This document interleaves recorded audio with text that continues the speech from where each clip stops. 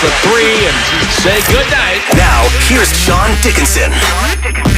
Yeah, and Whitey Gleason. Welcome in. Good Saturday morning to you. It's JD and Whitey here for the next 3 hours. Warriors this week, 95-7 the game. 888-957-9570. We got a lot to get into here between now and 1 o'clock. NBA-wise, basketball-wise, lot to discuss. And the Warriors getting a win. I think they won last night. Eventually. They did win last night, right? It didn't feel like it necessarily, but they definitely did. That game, obviously, a lot closer, a lot later than a lot of us thought it would be. But, hey, the Warriors, the way they are right now, some of these games, we can't be bothered until it's fourth quarter or until it's playoff time. And what do you know? Here they are at 41-37. Things definitely looking up. That's hardly a record that the Warriors back in September thought they would have been proud of, and I'm not saying they're proud of it now, but with the playoffs right around the corner, things definitely looking up, JD. Yeah, and the Warriors with 4 games to go at Denver, 3 of the 4 on the road. They've got Oklahoma City at home. They're at Sacramento on Friday, and then a week from tomorrow, the season's going to end with the Warriors up in Portland, and Portland has completely given up.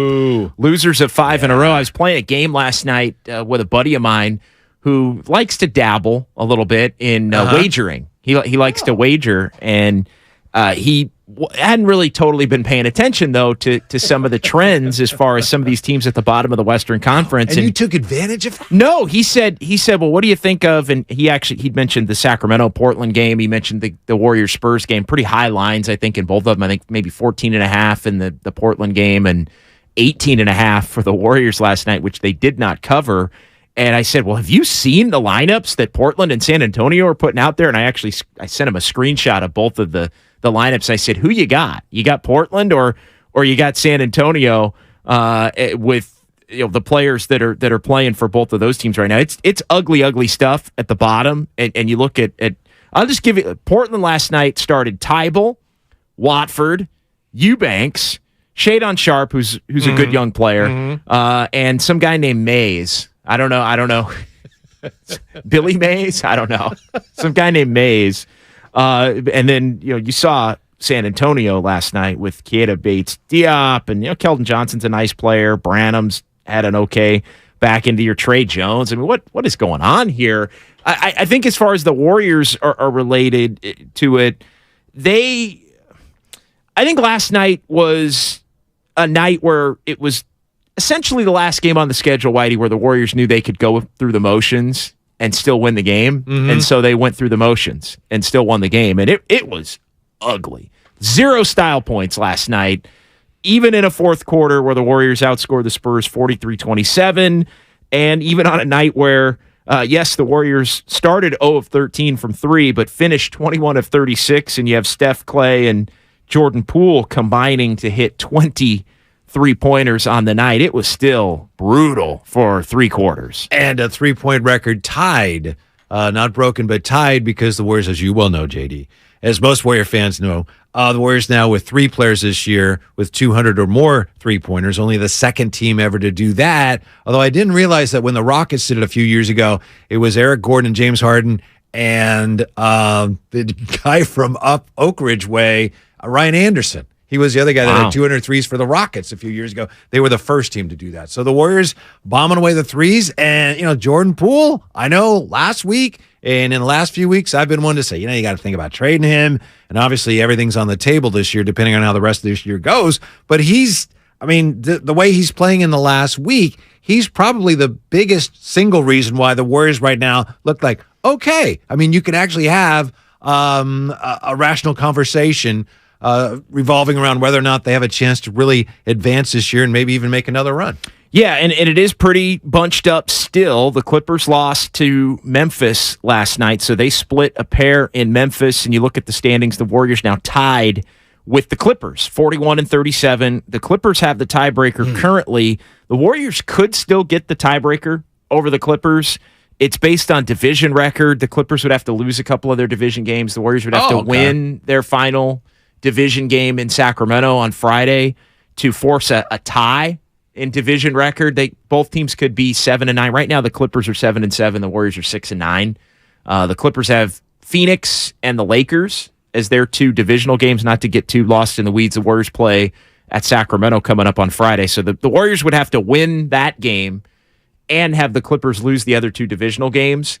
If that happened and they ended up tied, which would also, then the Warriors would actually have the tiebreaker over the Clippers based on conference record. But again, not to get lost in the weeds on that, it is a possibility. However, if the Clippers are losing that much, maybe it won't matter.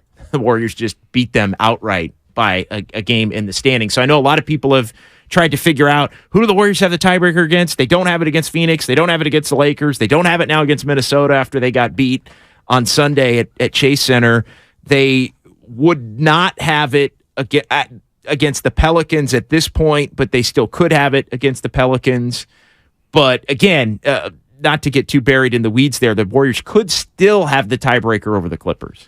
If you were Steve Kerr, and I know you've spoken to him, you are uniquely qualified to speak to what he is thinking. But if you're Steve Kerr right now, if you're the Warriors, what do you think is your ideal scenario this week? Obviously, in the service, you want to win every game. Okay, great. But where would you like to be slotted?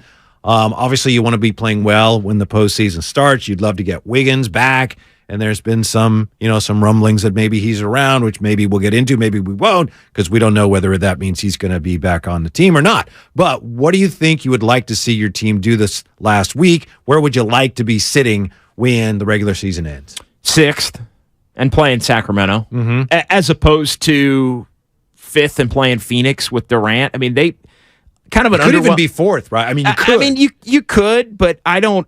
I mean, at that point, you're talking about probably. But even if you went out at that point, the Suns would still have to lose 3 games, and the Suns, it looks like, they've won 4 in a row. Yeah, so they're playing well, and they haven't lost when they have Durant. I think 5-0 now with Durant, as they've won the last 2 with Durant. They won 3 before Durant had gotten hurt. So the 4 seed is something that would almost have to present itself as a legitimate option by, say, Friday when the Warriors play in Sacramento.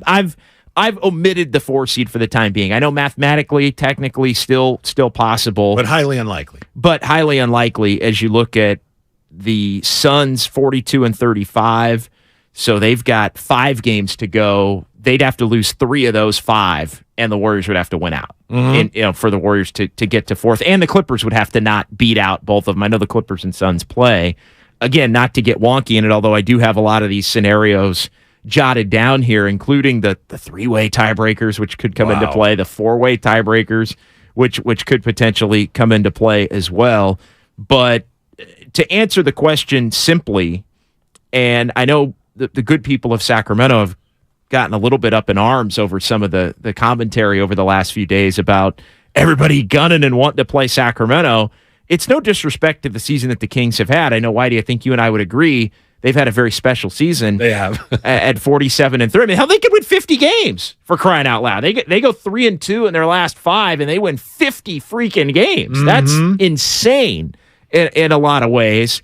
But it's a matter of, as the team with the most playoff experience, you'd want to play the team with the least playoff experience. Yeah. And Draymond commented on the travel component this week that you'd love to be able to take an hour-and-a-half bus ride to Sacramento and have that be it for a first round of the playoffs. Who doesn't like to take an hour-and-a-half bus ride to Sacramento, right? Well, Yeah. It's better than a 4-hour flight to Memphis. Yes. And so I think that's where the Warriors, and that is the one area where they have commented in the past on preferred playoff. They've never really spoken about a team specifically, but they do talk about travel have for all of the years that they've been in it. Yeah, pardon me, JD. It's not necessarily so much that you look at Sacramento and say, ooh, we want them. It's a matter of, wow, Sacramento, they haven't been to the playoffs in 17 years, or Phoenix with Kevin Durant. I think I'd rather play Sacramento. It's that simple. Well, it's common sense. Yes, and the other one is the Clippers. And I know the Clippers have been, for the most part, a low-level bunch, an underachieving bunch this year. Selective competitiveness, all the things that are truly awful about the NBA. The Clippers are pretty much that's them. They have no soul. That's the Clippers brand. Yes, the Clippers brand is load management. Yeah, and so that being said.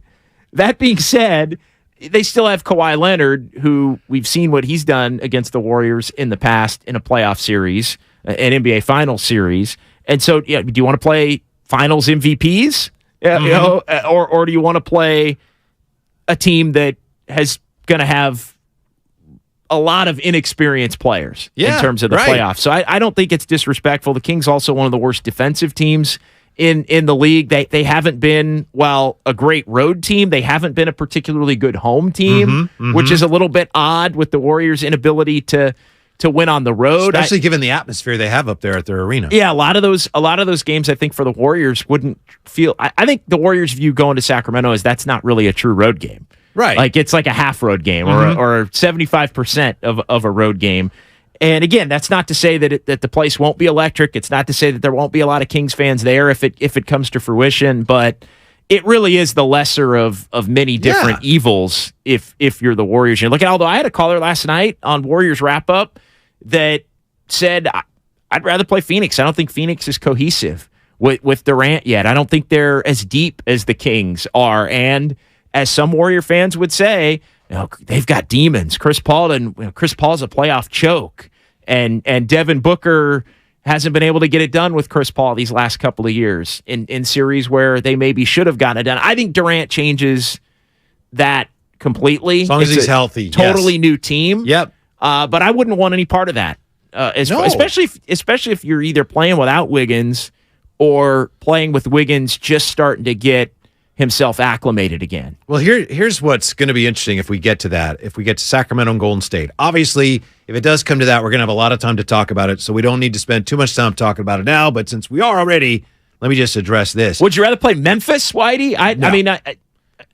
I think because of the non-rivalry, a lot of Warrior fans would say, oh, yeah, Memphis. The Warriors beat Memphis. The Warriors own Memphis. Memphis guards people. And Sacramento, they really struggle with that. And that's why I think, they're having, as you say, an incredible season, but they really struggle defensively. And I think that's going to still matter in the postseason, even in this season in which no one's playing as much defense as they used to. But my point is this, if it comes to Golden State, Sacramento, what's going to be really interesting is that in a lot of ways, Sacramento is similar to the Warriors, and some of that actually is by design since Mike Brown's there. Some of it is coincidence, and some of it is like, yes, we want Sabonis to do a lot of the things that Draymond does offensively. So if we get to that, we'll have a lot to talk about. I would love to see that. I think it's going to be fascinating on just about every possible way.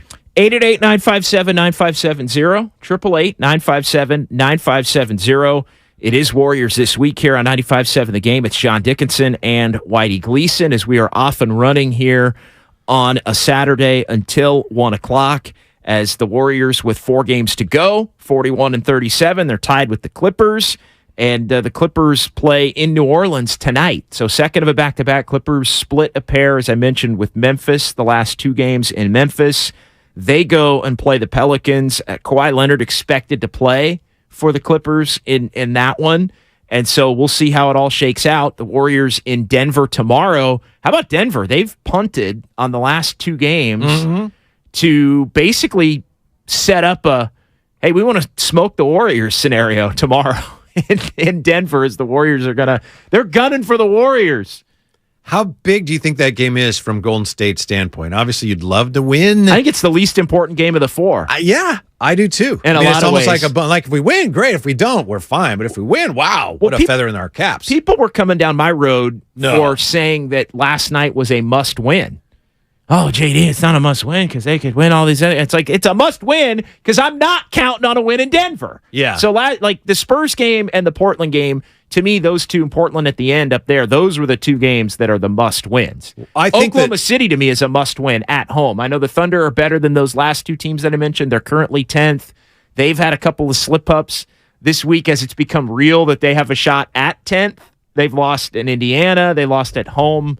Who beat them at home? Charlotte beat them at home. And they almost lost to the Pistons at home. One at the buzzer against the Pistons at home. But Oklahoma City is a team that you got to beat if you're the Warriors. So to me, those are the 2 that you have to get among the final 4. Sacramento, we'll see what happens when it gets to that point. Who's playing for what? Yeah, could be it could be 2 teams that don't want to show too much, depending on what things look like at that point. No doubt. It might be a game that the Warriors really need, that the Kings don't really need. They could be locked into 3rd, although they do still have a shot at 2nd. Yeah. All they have to do is tie Memphis. They're 2 back with 4 to play there as far as the Grizzlies go. And so it's going to be interesting. Actually, the Grizzlies and Kings both have 5 to go at this point. So things could still swing a little bit there between those two. To your point about last night, JD. Must win. It was a must win. Well, for most of the game, I was watching Bob Fitzgerald. For part, I was listening to Tim Roy. And they both spoke about it in the same terms, like, you have to win this game. This time of year, you can't lose a game like this. So it was almost like you just that would have been disgraceful, a loss last night. I mean, mathematically, you can make the case, well, if you lose, you're still okay. But no, there's no way you could have afforded to lose last night to the stinking Spurs. And as it was closer than it should have been. But ultimately, they got the win, and that's all that matters. No doubt. And you look at it, and you lose that game, you're tied in the loss column with the Lakers, who you don't have the tiebreaker against. You're tied in the loss column with the Pelicans, who the tiebreaker is still to be determined against. I mean, you'd be, at that point, playing for 7-10 if you had lost that game, and especially lost that game and then chased it with another loss in Denver, which would have been highly likely regardless. And look, it's not to say the Warriors can't win tomorrow. Maybe they go win tomorrow, but I'm not expecting the Warriors to go. A win tomorrow for the Warriors is gravy. I'll say this. Warriors win tomorrow, they're probably going to be the 5th seed. Mm-hmm. They lose tomorrow, then it's make sure you beat Oklahoma City, make sure you beat Portland. 2 wins in the Final Four might get you 6. It might still get you 6. I think there's an outside chance that maybe you're 7 at that point. You win 3 of the last 4, I think you're 6 for sure, and I think you got a really good chance at 5, assuming, again, that you really want to be 5 and staring at potentially playing Phoenix. I don't like that. I think that if you're 6th or better, and it certainly looks like they will be, a lot of pizza left in the box, but I think given all the ups and downs of this year, I mean, 6th for a team that won the championship last year obviously seems like on the surface like, whoa, what happened? But with everything that's gone sideways this year, I think if they finish 6th, I think that's an accomplishment. I think you can feel good about that. I also think one of my takeaways from last night, and it's fair to say you can't take too much away from that because the opponent was so bad, but I'll buy into this is kind of the company line on this too, I know, but last night you saw the upside to the Wiseman trade. Doesn't mean I'm not saying rubber stamp and boo, successful trade based on last night. See, I think it's price of admission. I know if that. If you make that trade, Peyton better be playing, and he better be impactful. And he better be playing, he better be impactful this year, next year, and the following year. And that's one reason I brought it up, because I know that you're very skeptical about that trade. So far, so good. Yeah. But that's the expectation. Yes, but it is the expectation. But he showed last night that he can help you in ways that this team really needs help. That's the encouraging thing. Yeah. Was that truly? Because what'd you have? A truly? Yes, he truly can help them because he helps them defensively, helps them with extra possessions. You're right, JD. I prefaced my comment with that. It's the Spurs, so what does it matter? No, the fact is, right now, this team is built right now. Gary Payton II helps you a lot more than Wiseman would. That doesn't mean that Wiseman won't go on to do things that make you regret the trade. I don't think so, but it could happen. But right now, Gary Payton II gives you a lot of things that you need at this point in the season. 888-957-9570, 888-957-9570. It's JD and Whitey here, Warriors this week on 95.7 The Game. I'll say this before we get to the phones, just as the whole seeding process plays out and who do you want and all that kind of a thing. The Warriors are not in a position to get cute about it. Oh, no, that's nobody the one is. thing that I will say. And I've said, hey, I'd rather play Sac if I'm the Warriors than Phoenix. I'd rather play Sac if I'm the Warriors than Memphis. I'd rather play Sac, obviously, than being in the play-in tournament. That was the one flaw in what Windhorst said. If there was any flaw, it was the implication that teams might be finagling things like, well, you don't have that luxury. Nobody does. And in fairness, that's part of the league's thinking as to why you do the play-in tournament, is that it makes it a lot more difficult for teams to try and manipulate the matchup that they want. And again, the primary objective ahead of who you're going to play is not being in the play-in tournament. Like that's first and foremost to avoid. That thing could be brutal this year. Well, we saw how it played out a couple of years ago. Yeah, we did. For the Warriors. Yeah, we did. And you know, Lakers at Chase in a play-in tournament. I don't know. I don't know about that matchup either. If I'm the Warriors, so make sure you win 2. If you get 3, I think you avoid it for sure. Obviously 4, and we're having a completely different conversation. All right, let's get to Robin in San Francisco here. tipping us off on a Saturday morning on 95.7 The Game. Good morning, Robin. How are you? Robin, are you there?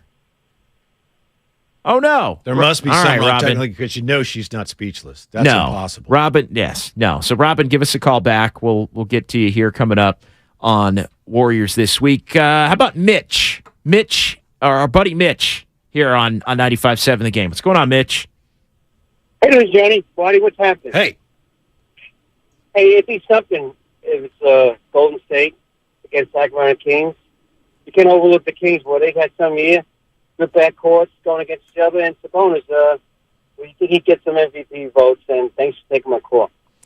Yeah, Sabonis has had an unbelievable year. I mean, he's done it while he's been hurt. Yeah, he's changed everything for them. There's no doubt about it. I mean, he is the big difference maker for them. He unlocked Fox. Fox didn't have to be their best player. He could be their second best player that picks his spots late in games, which I think suits Fox's mentality a little bit. I think Fox is he's the kind of guy that wants to be on full display in the big moments. Wants to kind of coast a little bit in other moments, but that's exactly how the Kings have been able to play it. They basically run everything through Sabonis.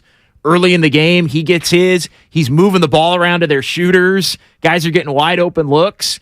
And then Fox can kind of take over in different spots of the game. And he's done that in the fourth quarter better than anybody in the league. Yeah, and it's been incredible to watch because he gets to his spots in the fourth quarter. Fox gets to his spots just inside the foul line. It's just a matter of whether the ball goes in or not. And if you get up on him, he's so fast, he'll go by you and dunk it. Sabonis, I just wanted to say this. He's playing now he's left-handed, so it's in his right hand, but he has the same type of injury that Jimmy Garoppolo had a couple years ago, that fracture in the thumb. And you can imagine how many times during a game that it gets whacked. And I was talking recently with one of their, Jordi Fernandez, their assistant head coach or associate head coach, whatever his title is. And he says, it just sets a really high bar for the rest of the team when your best player is out there and he's playing every night with a broken thumb. So that's one of the reasons that they have been performing at a high level. He's been setting the tone from that regard. All right, let's get Robin back in here on 95.7 The Game. What's going on, Robin? Hey, JD, can you hear me now? We got you. We got you loud and clear, Robin. So, good morning to the both of you. I'm glad you're on because the network was killing me. And I thought, no, they didn't get rid of JD. They didn't get rid of this show. So I'm glad to hear you guys. Last night, really, I was like, why are they having trouble beating this team? And I never thought that maybe they were like laying up or laying off. But they don't have the luxury, in my opinion, to do that in any of these games. And to me, every game is a game they should win. And I think it would be a real morale and confidence booster for them if they were to go out and beat Denver. And I don't know how much effort they want to put into that because, you have to consider injuries and things like that. But I do think it would be a morale and confidence booster if they could win that game. And I also hate the play-in because I don't think anybody 7 and below should be in. It just makes for bad basketball. And the last thing I want to say is that I don't know, in terms of the way the Warriors are playing, I don't take Sacramento lightly. I don't take Phoenix lightly. In terms of Sacramento fans who have been doing a lot of boasting on the internet, talking a lot of crap about we want the Warriors, and I had said to one of the fans on the internet, I said, oh, why? Because that would validate that you're good. And he said to me, no, it would validate that we're better than the Warriors. I said, don't act as if you're beating the 2015-16 Warriors. You're beating a whole different team if you do win. Peace out, you guys. Appreciate it. Yeah, I mean, Kings fans are caught up in their feels, and rightfully so. I mean, they've been through it. They haven't made the playoffs in 17 years. Yeah, so if they want to be, that's fine. But yeah, they're kind of caught in that in-between of boasting because it's the best year they've had in 17, 18 years, and also wanting respect and feeling unappreciated and the thought lately that every team wants to play them, which is an accurate one, has got them feeling some kind of way. Yeah, and it's possible. Mike Brown's an excellent coach, and he's an excellent motivator, and maybe he finds a way to use that to their favor. It's just, again, and I know I've already said this, but if they don't step up things defensively, it's going to be a tough time for them in the postseason, no matter who they end up playing. No doubt. You have to guard people in the playoffs. You do, and they haven't throughout the course of the year. They've figured a way around it. It's basically scoring 130 every game. And to their credit, they've done that, and they've been really good in close games. If you do that, they have kind of been like that MLB team every year that, oh, wow, they're really good in one-run games. Like, that's why they're in the playoffs. So that's why they're having this unbelievable. They're a little 2021 Giants-y. Maybe so. Little bit. Maybe so. 5 wins by exactly 1 point with no losses. I also think, and we've talked about this, they have done something that we want all the teams to do, which is they've taken the regular season seriously. No doubt. Yeah. And they've reaped the benefits of that. They have. Yeah. And that is why they are a 3 seed, is that they've taken care of business. They haven't lost to a lot of the bottom feeders in the West and in the Eastern Conference. The Warriors have some losses against the Eastern Conference. That's really the difference between their 2 records. So 888-957-9570. We're off and running here. It's John Dickinson, Whitey Gleason. We'll get back to the phones. Also, a new collective bargaining agreement in the NBA that could have some negative ramifications on the Warriors. We'll get into that as well here on 95.7 The Game. Trying to get a nice little buzz. So, how's your research going? Surprising. After I figured out the top-rated TVs in our price range, I went shopping for deals. And who's the best? It wasn't the internet, and it wasn't the Warehouse Club.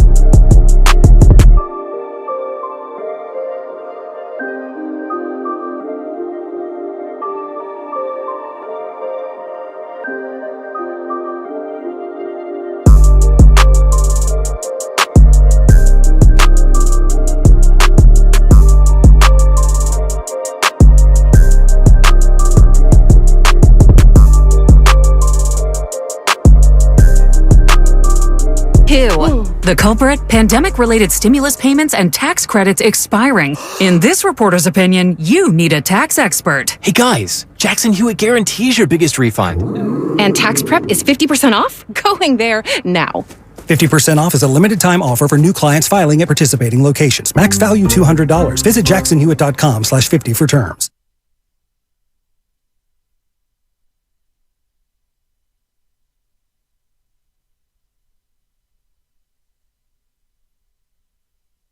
Nothing easy! Now back to Warriors This Week on 95.7 The Game. All right, rolling along here on a Saturday. John Dickinson, Whitey Gleason, 888-957-9570. Warriors with 4 games to go. Now 41-37 on the season at Denver tomorrow. We'll have that for you, of course, right here on 95.7 The Game. Tied with the Clippers for 5th, but the Warriors technically 6th. Clippers own the tiebreaker, at least for now, based on division record. Clippers 7-7, Warriors 6-9. But the Clippers are playing in New Orleans tonight. So if the Clippers lose that game, the Warriors would move up to the 5th spot at the close of business tonight. And 4 games to go for the Clippers, 4 games to go for the Warriors. How big was that Warriors win over the Pelicans, by the way? Wow. Huge. I mean, how big was the win over Philadelphia a week ago Friday, last night? If they don't win either one of those games, they're playing for the play-in tournament at this point. Like, to me, if they lose either one, they're kind of done in a way as far as the play-in tournament goes versus avoiding it and making the top 6. I know you were there, so you didn't hear it when it happened, but did you hear after the fact what Stan Van Gundy said about the Warriors during that game? I did not. Okay. Or maybe I did, but I don't recall. It was when they were falling behind, and Draymond was he lost his composure, but more than that, the Warriors were throwing the ball all over the place, and Stan Van Gundy said, the Warriors right now are unprofessional. And he wasn't talking about Draymond. I know I just mentioned Draymond, but he was talking about all the turnovers. He said they look like an unprofessional basketball team.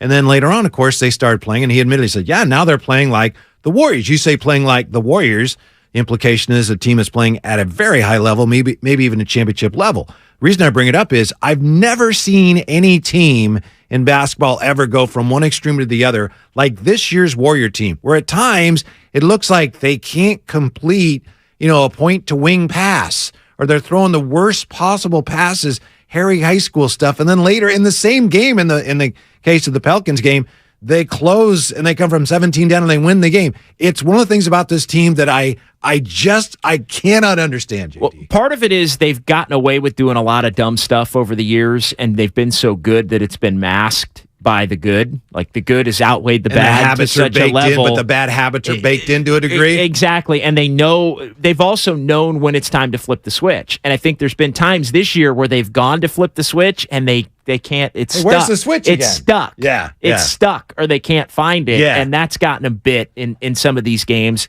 I think they also have had focus and motivational issues, even in some of these games, like the Pelicans game, potentially. I mean, although I think that game was more, they just got down and were playing badly, and the Pelicans really wanted it, and then they had to fight and scratch and claw. I mean, think of how many games the Warriors have been down and played really badly at home that they've come back and won. Oh, yeah. I think 12 double-digit comebacks at home for the Warriors this season. And, for a couple of those, we always talk about, well, if a couple of the Warrior losses on the road had gone the other way, maybe they'd be fighting for 3 or they'd be fighting for 2. A couple of those home games that they've come back go the other way, they'd be Dallas right now or Oklahoma City. By the way, last night was almost one of those games, but 9 was the biggest lead the Spurs ever had. Right. And it just, last night, I know Steve Kerr talked about a post game, just the lack of focus for the Warriors last night. I thought it was the final game basically on the schedule where they knew they could put in a less than 100 effort and still win the game, and still win the game going away, because the Spurs are just that bad. And that's exactly what happened with the 43-27 fourth quarter. And fortunately for them, as cold as they were early, 0 of 13 from 3, they finished 21 for 36. And all of a sudden, quietly, Whitey, this team's won 5 of the last 6, 3-1 homestand. They actually have a 2-game road winning streak going into Denver tomorrow with the wins at Houston and Dallas. One of the reasons tomorrow is an even bigger game. You'd love to stretch that road winning streak. And so we'll see. And the question becomes, you obviously have to win enough to make sure you avoid the play-in tournament, but to the extent you can, and maybe it takes care of itself naturally with the Warriors, let's say going 2-2 or 3-1 and having that be good enough to put you in 6th. The Clippers have a lot to do with it. But there are basically 4 different options at this point for the Warriors. You could play the Kings in the 6-3 as they'd be right now. You could play Phoenix if you move up to 5 and the Suns are 4. You could play Memphis if the Warriors dip down to 7, although then you've got to play in tournament scenario involved there. Or if Memphis slides. Which is still possible in a 3-6 there. So you got all these different options. And, we're just going to have to see how it shakes out. The Warriors have never been the type of team to manipulate an outcome for an opponent. Other teams maybe have. I know there's been a lot of discussion that everybody's kind of wanting to play Sacramento, from the Clippers to the Lakers and even the Warriors. Brian Windhorst has been all over babbling about that the last couple of days and even a couple of weeks ago. But am I missing the point in that it's really more about, are the Warriors starting to actually play better basketball over the last week and a half, or is this just the same team that they've been? Because I think you can say, hey, they've won 5 of 6, but for the most part, it's been a lot of the same, right? Having to come back at home, underwhelming against the Spurs, doing enough down the stretch against some good teams. They beat Houston. Dallas actually turns out kind of stinks, even though that looked like maybe it was a better win a couple of weeks ago when they got it. Or I know you were not impressed by that win. I was impressed with how the Warriors played. I just don't think people fully realize that Dallas stinks. And I think people were thinking of that as, Dallas has got, this is last year's Dallas that was a conference finals team. No, Dallas would not be in the play-in tournament right now. Yeah. Like, Dallas is closer to being Portland right now than they are to being the Warriors or the Clippers. They're 37-40. Yeah, to your point, I think there's two things going on. One, and I know the Warriors defensively, I don't think their numbers were great last night, but in the previous 5, their defensive rating, for what it's worth, small sample size, but it had been really solid. So that's good. I still think that's the foundation that Steve Kerr wants everything to be built upon with his team. And he knows that, the Warriors are just such a better team when the other team's taking the ball out of the bottom of the net rather than coming at you after an open floor, turnover. So that's really vitally important to their success. The other thing, I know IJD, I get kind of weary of Coach Kerr, and I love Coach Kerr, but when he talks about lack of focus, I get tired of that because it sounds like an excuse. But I realized today the wisdom of that, he's really telling his team, look, this is within our control. We don't have to worry so much about what the other team does or who we're playing. If we come out focused, and we've proven that, we haven't done it for entire games much. We do it for stretches, and we get by with that. But if we can go into the postseason focused, we're in great shape. And I think that's true. I think that's why last night's game didn't really bother me, as ugly as it was, is that was an easy one for me to say, they just weren't into it. And you can say, how could they not be into it? It's a must-win game, but they knew they had some room to play with, and the Warriors all year, when they know they have a little room to play, they play. They're going to play with it. Yep. And so I look at a game like last night and go, because it is twofold, right? It's that ain't getting it done. Like, that game last night ain't getting it done in the playoffs. Like, that's not beating anybody. That's right. You're going to get run out against the Kings, the Grizzlies, the Suns if you play that level. Doesn't matter who you play, just to end the conversation. But the Warriors are also smart enough to know that they're going to have to play exponentially better, harder, more together than they did last night. Like, that at this point for this team, as crazy as it sounds, is a given that they'll know that they have to bring it at a better level. I think right now, if you're preparing to play the Warriors, your focus has to start with Curry, Clay, and Poole. And a couple of weeks ago, I don't think that was necessarily the case, but the way Poole is playing of late, he's right up there on the whiteboard of the other team now, right? Look, this is where it starts with Steph, but those 3 guys have given the Warriors a dimension, along with Kuminga's improved play, that was lacking even, I think, like 2 weeks ago it wasn't there. 888-957-9570. Let's go to James in San Francisco here on 95.7 The Game. What's going on, James?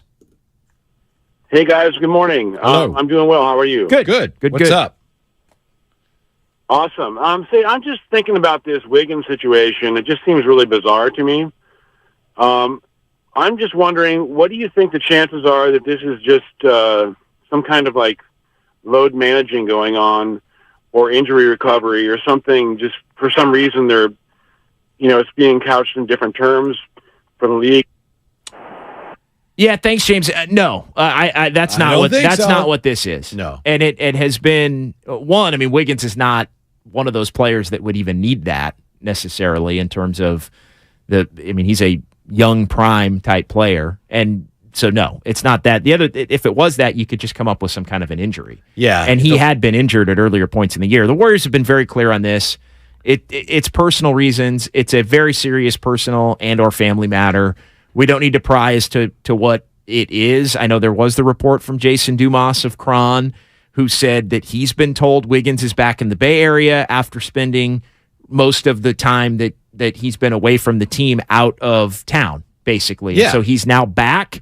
That doesn't mean he's back at the facility. That doesn't mean he's going to practice in the next couple of days. That doesn't mean he's going to play anytime soon necessarily. But it is, again, if true, and I have no reason to believe that Jason's reporting on that is not true, that would be the first logical step toward a potential return. And I think, you look at what Steve Kerr had said earlier in the week about Wiggins, a little more forthright in saying that he's been working out on his own, even away from the team and even reportedly out of town. He's been working out. I think those, that's a sign toward the fact that he's maybe gearing up to at least come back and try to give it a go. But as far as the original question, there's nothing to circumventing the load management rules or anything like that. Yeah, No, it's fair to wonder because there hasn't been a lot of information, and as fans, we wonder. But I think you're right, JD. The tell on that would be the fact that if Wiggins was just out because he was hurt, then all these things that are coming out, these unsubstantiated rumors, there would be a lot stronger pushback on it. The Warriors would feel compelled to, no, we got to make sure people understand what's really going on. You're right. If it was something like load management, they'd come up with a different excuse. Then he has a really serious family situation. Exactly. Yeah. And so, we'll see. I think, and I've said this many times, it's none of my business. If he needs to miss everything that's left for the Warriors, including the playoffs, then so be it. That's just something they're going to have to deal with, as they would have to deal with an injury to a key player. I do think if he doesn't come back, it makes every potential series more difficult. I mean, that's the other thing. Like, imagine playing Durant without Wiggins. Like, who's going to guard Durant at that point? Like, the Warriors don't really have anybody that's going to guard Durant. Kuminga? I mean, yeah, until they have to take turns on him, JD. They're going to have, well, there's a lot of different, and Kuminga would be an option at that point. All right, well, who's going to guard Booker? So, Peyton, I guess. Maybe you're going to put Peyton on Durant. That's where Peyton does give you some more options, I think, as you've alluded to. But I think this team has to, at a minimum, get Andrew Wiggins back and playable here for the first round, even against Sacramento. I think that Wiggins being available versus not being available, that sways my whole analysis really of that series, to be honest. And I'm sure that he knows that. And so maybe that would be why he's in town. He's trying to gear up for that. It's just a matter of where he is emotionally. And again, we don't even know why he's as distraught or why he's not playing. But it's not realistic to me to think that even if he misses the first round, that if you get into the second round, that he could gear up and be useful if he hadn't played and he's starting out, all right, we're playing the Suns, and Andrew, let's get you a few minutes here or there. I don't think that's really feasible either. All right, let's go to Khaled and Clayton on the phones. 888-957-9570. What's going on, Khaled? What's going on, JD? What's going on, Whitey? Hey. Hopefully you guys are enjoying your Saturday in this beautiful sunshine. Yes, sir. Let me. First of all, I don't know if you heard it, JD. Guru compared me to you the other day, which was a hell of a compliment to me, maybe an insult to you. But he said that you and I are both cerebral. We're not perfect, but we're very cerebral, and he appreciates where we come That's from. nice. So let me get cerebral with you here for a second. Let's do it. First off, in regards to Wiggins, I see the plus side of him being out. I wish him well. I hope everything's okay with him and or his family. And I'm not going to assume why he's out. I'm just going to wish him well. And I'll be there to lift him up whenever he comes back as a fan. But I see kind of the positive side of this because look at the growth of Kuminga and his ability to be out on the floor a lot more because he's kind of filling in between that 3 and that 4 spot, in that positionless basketball that Kerr likes to play. And each game you see growth from him. Yesterday, he was spectacular for the most part. And in regards to the games, these last about the week and a half or so, the 5 out of 6, I'd rather see them winning ugly than seeing them losing pretty. a lot of people are like, look, this is difficult to watch. It's not going to win in the playoffs. They're actually winning games that they were losing earlier in the year where they couldn't find that extra gear. And so you're seeing a little bit more focus where they're coming out in that second half, looking not like the team that's turning it over in the first half, but they're buttoning it up and finding that next level to be able to will themselves to win. And that's kind of what my take and the optimistic side of what we've seen over these last 5 or 6 games comes from, because we saw several games where they would look good and they just weren't up to the competition that they were there, and everyone would try to find the rosy side. Oh, my God, they played well here and there. I don't want to lose pretty. I want to see this team dominate or win those games that it looks like they have no business winning because they played so poorly in the first half. What are your guys' thoughts? Yeah, thanks for the call. You got to win, Khaled. I think that is the most important thing, and I'm with them. I mean, winning is the name of the game, and I feel like wins, just winning till you get in, knowing that the level of play has to be better in the playoffs is acceptable for this team. Now, you still got to get there and play better. And I think that's something that I think some Warrior fans look at as just a foregone conclusion, that the Warriors are just going to get there and automatically play better. The truth is we really don't know.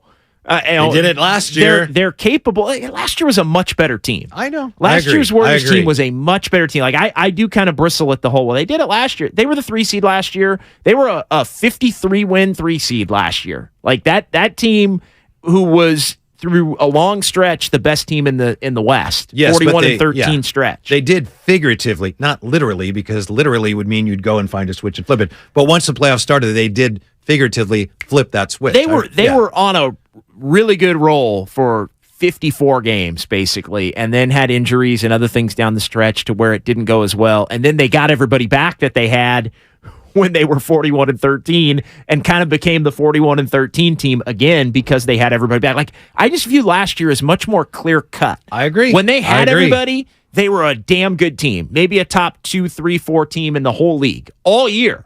Like, they have not you're been, right. they I have see that. not been that this year at all. And so, and then they didn't have key pieces, and then they got those pieces back, and they, right as the playoffs started, became the 41-13 team again and went on to win the NBA championship. Yeah, well, and Colette also touched on, again, one of the unique things about this team. If we ever needed a team to remind us, be careful what you tweet at halftime, it's this Warrior team. The way they're so Jekyll and Hyde, and they play poorly, then they play great. I had someone tweet at me last night, early in the game, well, Clay's MIA again, missing in action. And I didn't even, respond to that because, he had a great game. But that's the nature of this team. And I think the hope, of course, fans and the plan for Steve Kerr is that some of the things that lead to the inconsistencies, when you have better focus and better defense, and you're able to focus on an opponent once the postseason starts, some of that up and downness will go away. If it doesn't, then the Warriors will go away. Yeah, to your point on Klay Thompson, first half for Klay last night, 1 of 5. Yeah. 0 of 4 from 3. And then you look at Klay Thompson in the second half, and Klay Thompson, 10 of 13. Yeah. And 7 of 10 from 3 in the second half. And it winds up being a really nice game for Klay Thompson. Very overall. patient. Whereas, earlier this year, last year, he'd have been hunting shots after that slow start. No doubt. He stayed patient, got good looks, ended up scoring 31 points. The Warriors needed it. And really, you go 0 of 13 collectively and then finish 21 of 36. Mm-hmm. There you go. That'll do it, especially against the team that I think has the worst roster in the NBA currently, and that's the San Antonio Hall of Fame Popoviches. As they tank again. You take Detroit over this bunch? Detroit has a more talented roster for sure. Oh, yeah, absolutely. Detroit has a more talented roster than the Spurs do. 888-957. Because they do have Marvin Bagley. 9570. They got James Wiseman. Yeah. Got James Wiseman as well. We'll get to the Comcast Business text line coming up. We also need to get into the CBA. I guess Draymond Green has been all over some of the bullet points from the collective bargaining agreement. Not happy. There are some things I like in the CBA, at least proposed. I know it's still got to be formally ratified and all of that.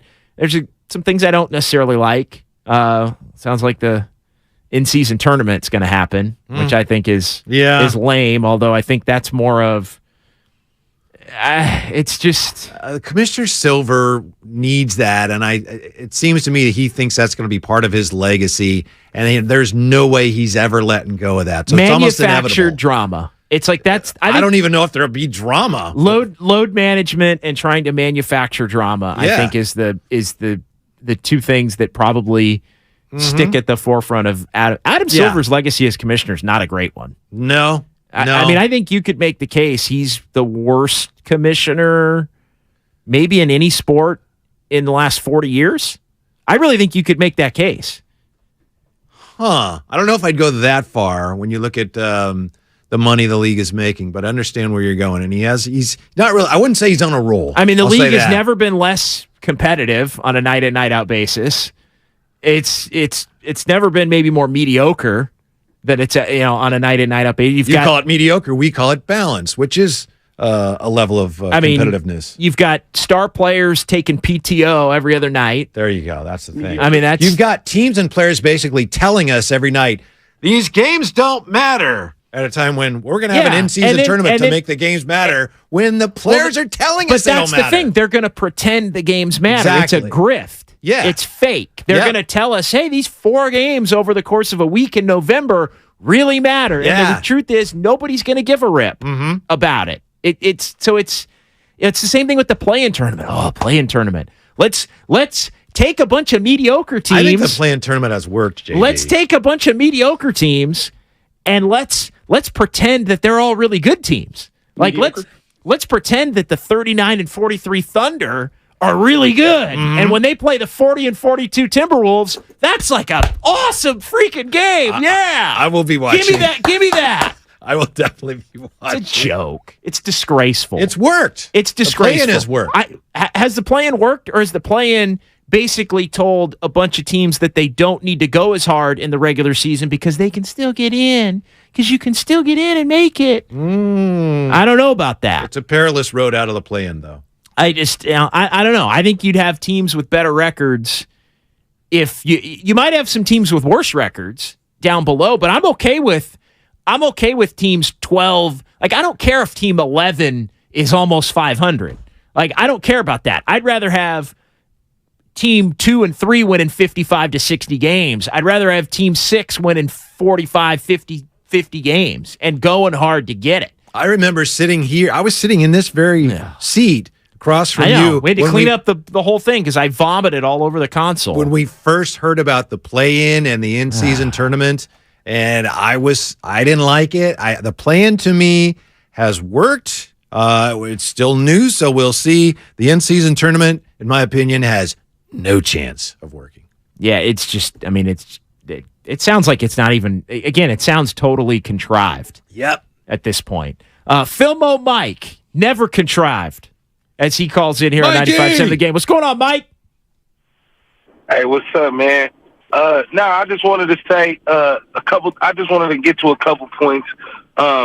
Unfortunately about Wiggins, it's very unfortunate, whatever's going on, but obviously what's going on because the Warriors is pretty kind of like, I'm not going to say they tight-lipped, but if the rumors weren't that true, they would kind of like put a notion to it, like, whatever it is. But I'm not going to get into that. But my unfortunate part is, imagine GP2, DiVincenzo, and Wiggins and Draymond on the court at one time, and maybe even put Curry out there. That'd be a little crazy lineup.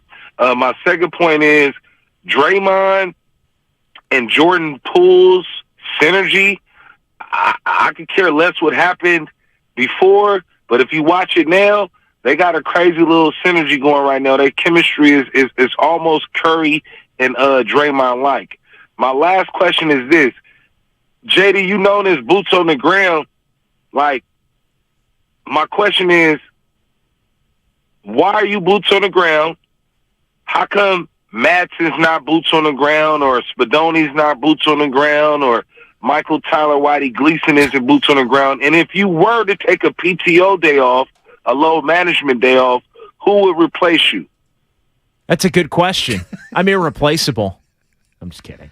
boots on the ground because he's there at all the events. It was he's boots there. on the ground from years and years and years Yeah. of basically being at every event. Yeah, he earned that and because he's always there. Yeah. It's less so. I mean, it's less so. It used to be Giants were a big part of it, years back, but the Warriors became such a huge thing. Yeah. With all that. I mean, playoff games, Super Bowls, JD is there. Exactly. With his boots on the ground. Exactly. Yeah. So that was kind of the thing originally. He earned that sobriquet.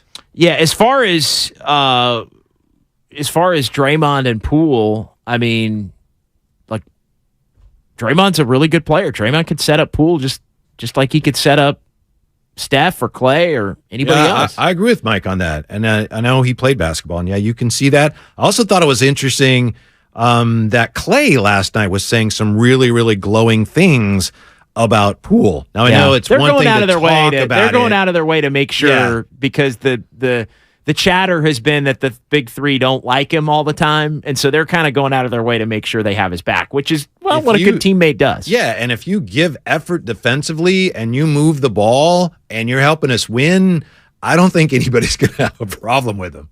All right, he's Whitey Gleason. I'm John Dickinson, 888-957-9570. We got 1 hour down, 2 hours to go here on 95.7 The Game. Did you know that most people wait 6 or 7 years before they buy a new TV? That's a lot of time in front of one TV. So why not get one of the best sets for the next 7 years? Like one of the...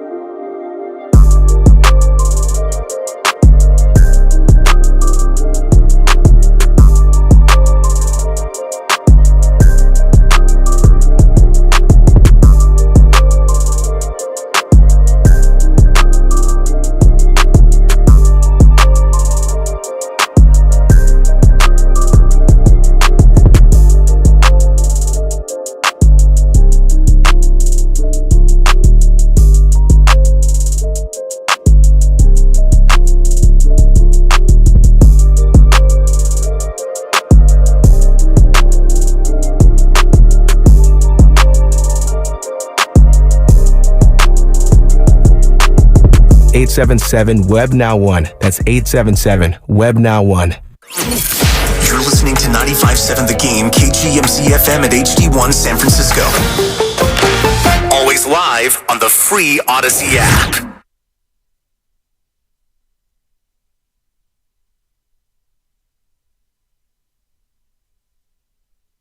Yeah, no Jordan Poole. Now back to Warriors This Week on 95.7 The Game. Real talk, Whitey. Yeah. Real talk. Yeah. I don't care who you are. That's what it's about this time of year. 888-957-9570. It's John Dickinson and Whitey Gleason. It's Warriors This Week here at 95.7 The Game. We got 2 hours to go. A lot to get into here over these final 2 hours. The phone lines are open. We've been talking about the Warriors game against the Spurs last night. What does it really mean? It was pretty awful for 3 quarters. Warriors were down going to the fourth, but they blow the doors off the joint in the fourth quarter. They win. They're tied with the Clippers for 5th, although still technically 6th, and 4 games to go. Big one tonight in New Orleans, Clippers and Pelicans.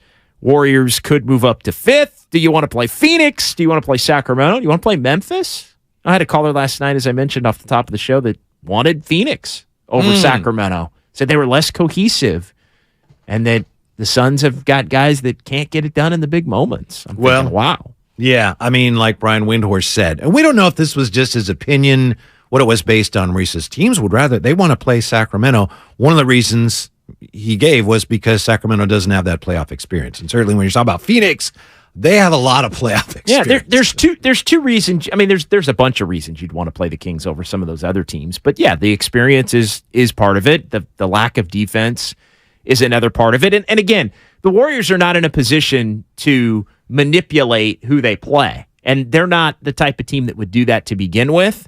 But as far as I'm concerned, the best scenario for the Warriors would be the one, however it needs to shake out, 2-2, 3-1, whatever, where the Clippers end up 5th, they play Phoenix, Warriors end up 6th, they play the Kings, you avoid Phoenix, you avoid Memphis, you avoid the play-in tournament. To me, that's checking all boxes, but you can't get cute with it to the point where you wind up 7th and have to play play-in games. The whole point of the exercise here in the last 4 games and week and a day of the season is to win enough to avoid the play-in tournament. And if that means you end up playing Phoenix, well, you end up playing Phoenix and you let the chips fall where they may and you go try to beat Phoenix and Denver and that side of the bracket and you see if this team can make a run. Here's something that I'm going to guess you will disagree with.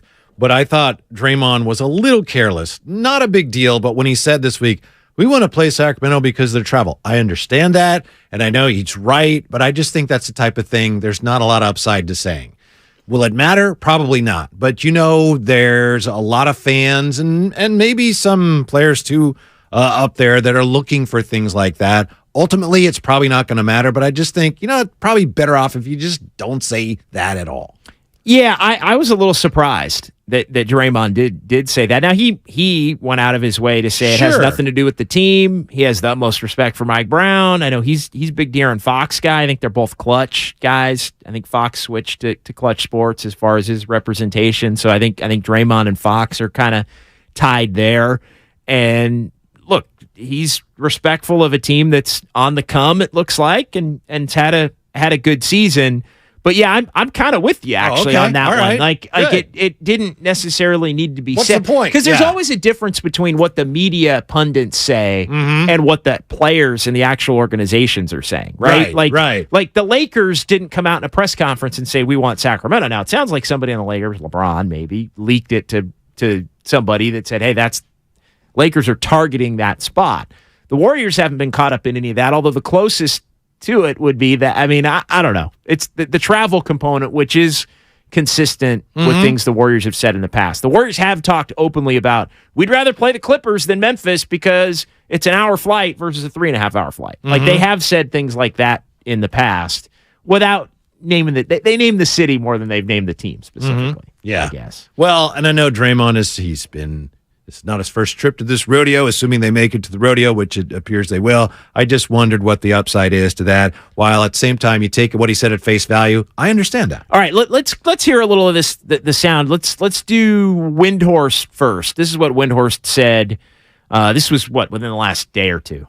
Respect to the Kings fans and Kings Nation who are about to have a big game night tonight. The Kings are the mark. The Kings are stuck in the 3 seed. That's where they're going to finish. The Kings are the mark. All of these teams smell weakness on the Kings, not only because they haven't been in the playoffs in 17 years, but because they're not a good defensive team. And if you're the Warriors, who's planning on a long playoff run, they love the idea of being able to drive in the first round series. That's an advantage. The Warriors want the 6, which is why coming back from 20 down last night was one of the biggest wins of the season to get and stay in that 6 seed. All right, so that was Wednesday on Get Up. So that was the day that the Kings clinched. And, I mean, I don't think no lies told at that point. I know Windhorst did a few weeks back have the report that the Lakers were also targeting that 6 seed before LeBron ended up getting hurt. Yeah, I mean, if you're a Kings fan, I guess you say, well, be careful what you wish for. But again, at face value, yes, that makes sense, right? I mean, you could understand that. I'm not sure, as I said earlier, whether Windhorst is basing that on things that he's heard, people he's talked to, or if this is just his opinion based on what he knows about the situation. Yeah, and so Draymond was the other part of this you referenced. So let's hear from Draymond about... And this was further back a little bit. This was before Windhorst, because Windhorst referenced what Draymond had said. And so here's Dre. I'm not upset at if the standings shook out how they did today and we met Sacramento in the first round. Not because I think Sacramento is a weak team, because the travel is so much easier. If you think about our road to winning the championship last year, it started with Denver, which is a 2-hour flight into the altitude. Then from there, we went to Memphis, which is a 4.5, almost 5-hour flight. Then it was a 4-hour flight to Dallas and back, conference finals. And then a dreadful 6-hour and 15-minute flight to Boston. I said all of that to say the reason why I said Sac is simply just because of the travel. That's a lot on your body. If we could bus ride an hour and 10 minutes up the way, I just think that's much better for us. Now, Sac is playing well and very good team, but just from the travel, at the end of the day, I don't really care who we play in the playoffs. I think we can win. So there you go. Yeah, and that also speaks to the fact that the Warriors have been through this and through this and through this. The Kings, they're so happy to be in the postseason. You could tell them your first round series you got to play in Tibet. They'd be like, fine, right? Whereas the Warriors no, we can't. We're tired. We've done this many, many, many years. And that also speaks to one of the advantages the Kings have had this year. We talked about, JD, how they have put more of an emphasis on the regular season. And physically, they have that luxury. A more veteran team like the Warriors, they can't do that because you have to rest some of your guys. They're one of 5 teams, I think, in the league that's taken the regular season seriously for the entire season. And bless them for that. And as we said, they're reaping the benefits of that. But older teams don't have that luxury. No, they don't have that luxury. And I think that's essentially what Draymond's saying. Hey, we're old. Yeah, he is. Exactly. We're old. Oh, man, a 6.5-hour flight to Boston. Yeah.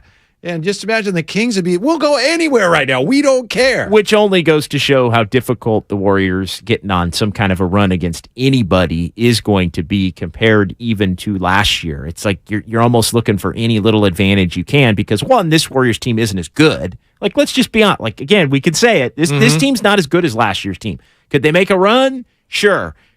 Again, but top to bottom, this team's not as good.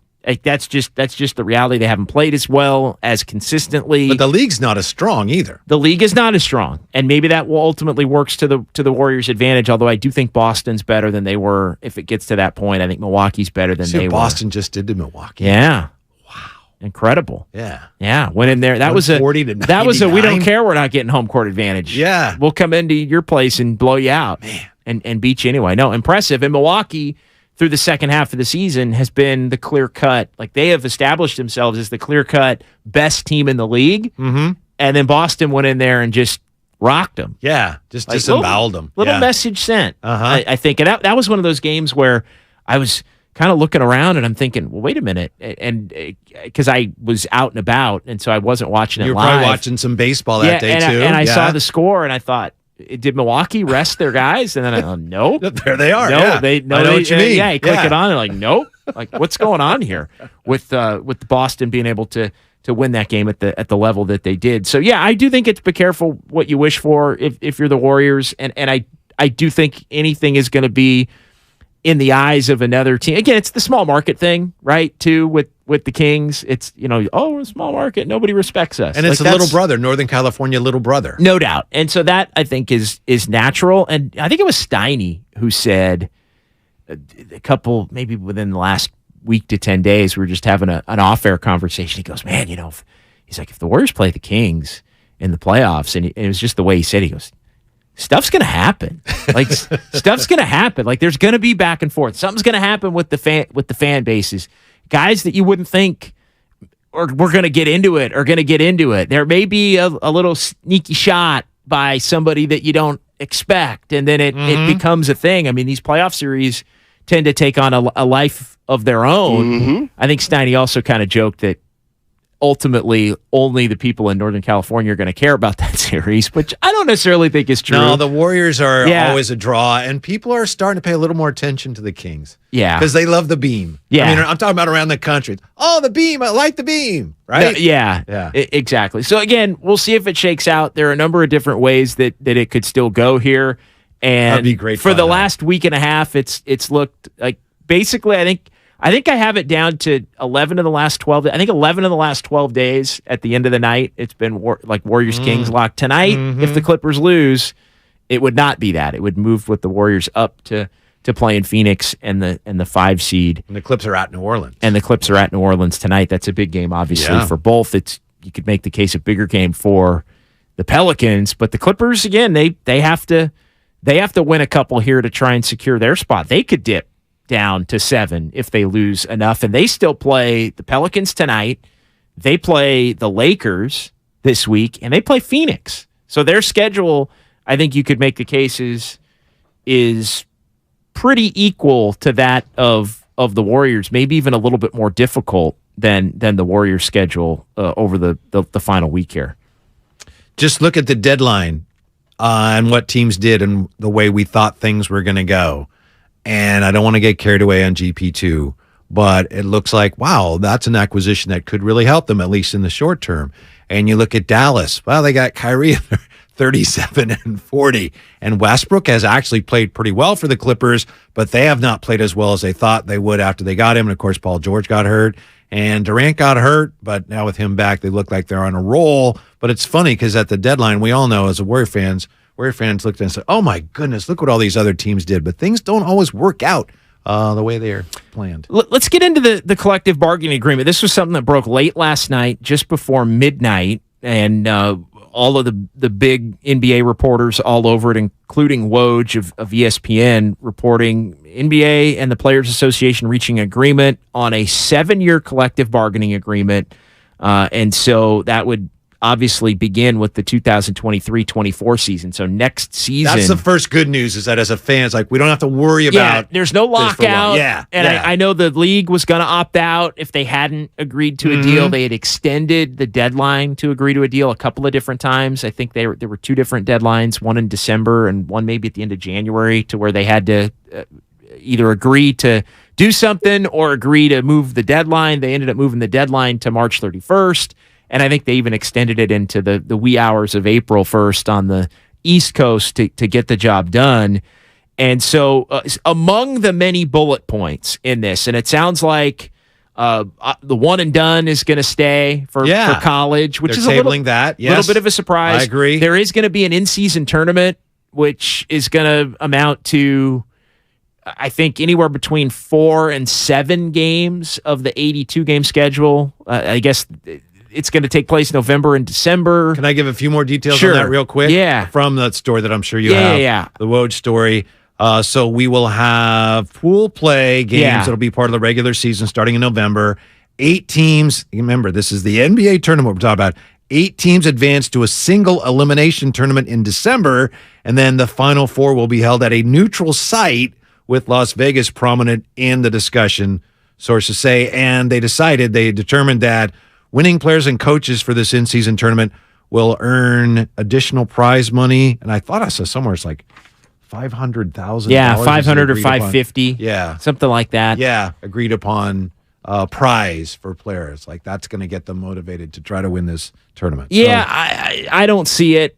And I don't either. It is, again, it's that faux drama that I think the league tries to ferment. Yeah, and they're no, doing. I agree with and you they're- on that. They're doing it here, which I think is whatever. It's kind of is what it is. As far as the scheduling and all that goes, I mean, it sounds like 22 teams are just going to play their 4 pool play games, and it's going to and then Before on to the regular next. season, And there may be a little tweaking to the schedule, I think, to balance things out. And yeah, one team or I guess 2 teams would play an 83rd game if you make it all the way to the end of what would be, I guess, 3. You'd need to play 3 games to go to the final of the in-season tournament, and that 3rd game would be an extra one. So the other ones, I guess, would be baked into the schedule as well, as far as everybody playing 82. And I would guess there's going to be some TBDs in February and March, or March and April, as far as who's going to play who that'll get filled in to try and make it as even as possible as far as everybody playing everybody. My hope is that we'll get to the championship game of this thing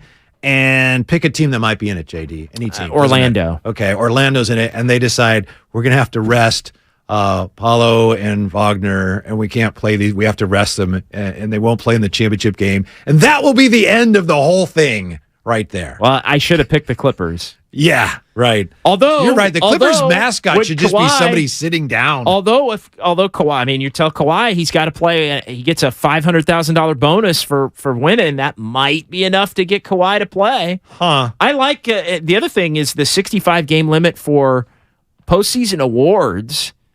And I was surprised at that one. Before we get into the nuts and bolts, and there are some nuts and bolts that pertain to the Warriors potentially as far as spending and all of that. We're kind of getting to the lower end stuff first of it. But yeah, a 65 game minimum to be considered for MVP and DPOY and even all NBA teams, which impact bonuses, impact, at least in the old version of the CBA, whether somebody could get a Supermax deal. 65 seems, I don't know, I think you thought the number could be higher. A little. I actually thought, wow, I'm surprised it wasn't like 55. Mm-hmm. So I thought 65 was a good get for the league. Better than nothing, yeah. And that is the most tangible, and I'm not saying it's going to do a lot, but it's the most tangible thing I think the league has done to discourage load management. Since load management became a thing with Hall of Fame Popovich making it cool and acceptable. Yeah, it's hard for me to imagine that a star player, say November, we've got the second out of a back-to-back, you know what? Normally I'd rest, but I'm going to play because I want to make sure I don't hurt my chances to win an MVP award. I mean, I guess that could work, but it's hard for me to imagine. I know on the surface it looks like, great idea, and I'm all for it. I just wonder how effective it ultimately is going to be. But I'm for giving it a shot. But could you imagine, like, Steph having an unbelievable, like, Steph would be DQ'd. Like already, like that's surprising that the league would do that. Mm-hmm. Like Embiid right now, is Embiid going to play? Embiid's not going to play 65, right? I'd have 63 now. Okay, so maybe he'll barely get there. Okay, to me that's, I don't know. I think that's a significant number. That's more than 2/3. I mean, it's basically you can miss 17 games. The interesting thing to me about it is it puts the onus on the players. Mm-hmm. Themselves. Yeah, do you want it or not? Yeah, exactly. But it also, I like the fact that in a way they got to put their name on it. Mm-hmm. Like, you know what? Player X, I don't care about the MVP. Player Y maybe does care about the MVP. That to me is like there's a level of ownership to that I think I like. You're going to kind of know who's in and who's out. Yeah, I think it's worth a try. I'm skeptical that it'll have much of an impact, but the problem is so big right now that I think it's, any way you can address it, let's give it a shot. 888-957-9570. Let's sneak in Robert before we get into the nuts and bolts of the highest spending teams and how they could be impacted by the collective bargaining agreement. It's not good news on the surface for the Warriors. We'll explain why here coming up on 95.7 The Game. But Robert, you're up first here. Thanks for holding on this morning. You're on Warriors This Week. Thanks for taking the call, JD and Whitey. First, I have to agree with Khalid that Wiggins getting injured might be a little bit of a blessing in disguise just for Kuminga being able to get on the floor and get some consistent minutes and actually develop. So hopefully when Wiggins does come back, he will continue to do so. Second thing for you, JD, you said that you thought Adam Silver was the worst commissioner in sports. You think he's really worse than Rob Manfred? Yeah, I do. And I really do. Wow. I do. And thanks, Robert, for the call. I think you look at some of the things that Manfred's done, and the whole repackaging of the game, and the game getting sped up. And I don't agree with everything that Manfred's done, but I do think he's tried to streamline the game, I think, in a way that brings a little bit of what the game used to have back. And I think that whether it's a quicker pace, whether it's more balls in play, whether it's whether it's things with the schedule, with now every team plays every other team every year, eliminating the shift, larger bases. Yeah. Well, he's trying to bring stolen bases back. Like you may say that's corny, but it's not corny. But what are they trying to do? They're trying to enhance movement on the field. They're trying to enhance balls in play with the shift rules. They're trying to get the games to be played at a better pace with the pitch rules. I mean, I personally hate the DH in both leagues, but I mean, making it uniform where you're making the schedule uniform. I mean, every team plays in every other team's park every 2 years now, every other year. So that, like, the Yankees or the Red Sox are coming to play the Giants every other year now. Every iteration of that is going to have, like, I think, being able to see stars of other teams play in your city, regardless of league, every other year is a big, I think that's kind of a big deal. I mean, I don't know. I think there are some things that MLB has done that people like to scoff at, but are more practical than some of the things the NBA has done, to be honest. Here's why I'm with Robert on that, and I know we don't want to spend any more time than we already have talking about baseball and the Warriors this week. But to that point, comparing the commissioners, I'm with you that some of the things baseball's doing this year, they have a chance to work. But I wouldn't give Manfred too much credit for that. I will give him and other owners credit for having the wherewithal to go out and find someone. I think Theo Epstein was key to this, finding people to come up with suggestions. How can we make the game better? All right, we're going to implement those. The thing for me that I can't forgive Manfred for was the ham-handed way in which he handled specifically as the Astrogate thing. And I don't think he handled that well, and it's going to be ultimately probably forgotten. But to me, sometimes he still seems like a guy that I don't even know if he likes baseball. Silver, to this point, he's got a lot on his plate. This is a crucial time for him. And to me, I don't think he's had many missteps yet, but it's all going to come down in terms of his legacy, which he thinks is linked to the in-season tournament, how he's going to handle these really pressing problems, and tanking and load management are chief among them. So we'll see. Adam Silver's legacy is players not playing, star players not playing. It's load management. It's teams that continuously go through the motions and don't bring it on a night-in, night-out basis. It's player movement at a level that's just ridiculous, that it's disproportionate to the actual play on the floor. You've got the playoffs and the regular season being two different sports in terms of how the game is played. But what could he have done about that? Which is his fault. Well, it has happened while he's commissioner. I mean, there's no question. To me, you could make the case that the league has never been less competitive than it is now. But it's also But they're good on social media. So there's this social media loudness of the league's never been better. It feels like propaganda, to be honest. Like the league's never been better, and it's so competitive, and all this talent and all this shooting and all this and in some ways it's right, but I don't know, miss me with that. I think the league has never been worse in a lot of ways, and I think we're a little bit in a bubble in the Bay because the Warriors have been what the Warriors have been over the course of the last decade. So I think we think that the league is better because we've watched the Warriors and covered the Warriors dominate it. Yeah. I think if you were even covering an ordinary good team over the course of the last decade, you'd be like, this is brutal. And I think we're getting a taste of it this year. The league has been, and I know you know this, but you're not old enough to remember, the league has been worse, before 35, 40 years ago. Before Magic, before Bird, when the game, the finals were tape delayed. So it has been worse. I think the upside to where we are now is while we don't have those dominant teams that before the season starts, it's going to come down to the Lakers, Celtics, whatever. I think there is something that's a little more interesting about that. When last couple of years, who's going to win? Well, it's pretty wide open. Now, if the price to pay for that is really mediocre basketball, to your point, I don't know if it's worth it. But some of these things, while I agree with you that there are issues, I have a hard time blaming the commissioner for them. That said, it is incumbent upon him to do something to fix them. 408 on the Comcast Business text line. We're overdue for a break. The argument is that 12 teams in the West are within 2 games of each other, so it looks competitive. Again, it goes back to what I've said. It's balanced. It's fake competitiveness, which is what the play-in tournament is. It's what the in-season tournament is. It's rather than have it be competitive, let's pretend like it's competitive, then have everybody on social media tell you how competitive it is. Missed me with all of that. Well, all right, balanced. We're overdue. Yeah. We're overdue. 888-957-9570. We're halfway through. JD Whitey, 95.7 The Game. So what are you reading? I'm checking out the ratings on the new TVs, and it looks like Samsung, LG, and Sony got the best scores. Just like last year.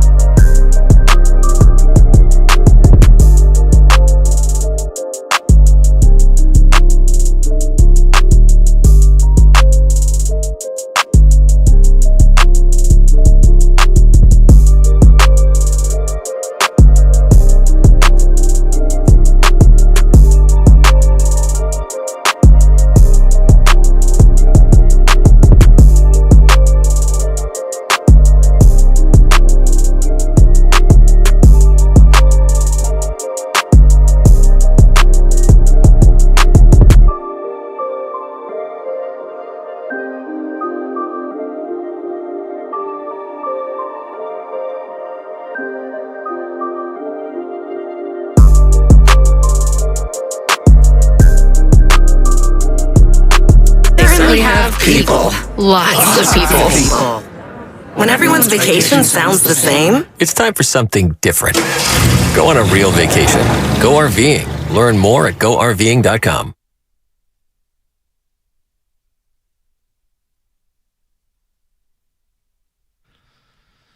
Lamb holds it to Poole. Poole curls off a screen. Shot good, and he got fouled! He just fired it up there. The bucket's good. Greg Popovich looking back to his second row to see if he will challenge this. Keldon Johnson said, what am I supposed to do here? Yep. And they're going to challenge. Now back to Warriors This Week on 95.7 The Game. Oh, we're going to miss Pop, aren't we? That was JD? a horrible challenge. That was one of the worst challenges I've seen this season. We'll miss you, Pop. But Pop, hey, it got Pop off the bench, I think. I think Pop, it was one of maybe two times Popovich even got off the bench last night.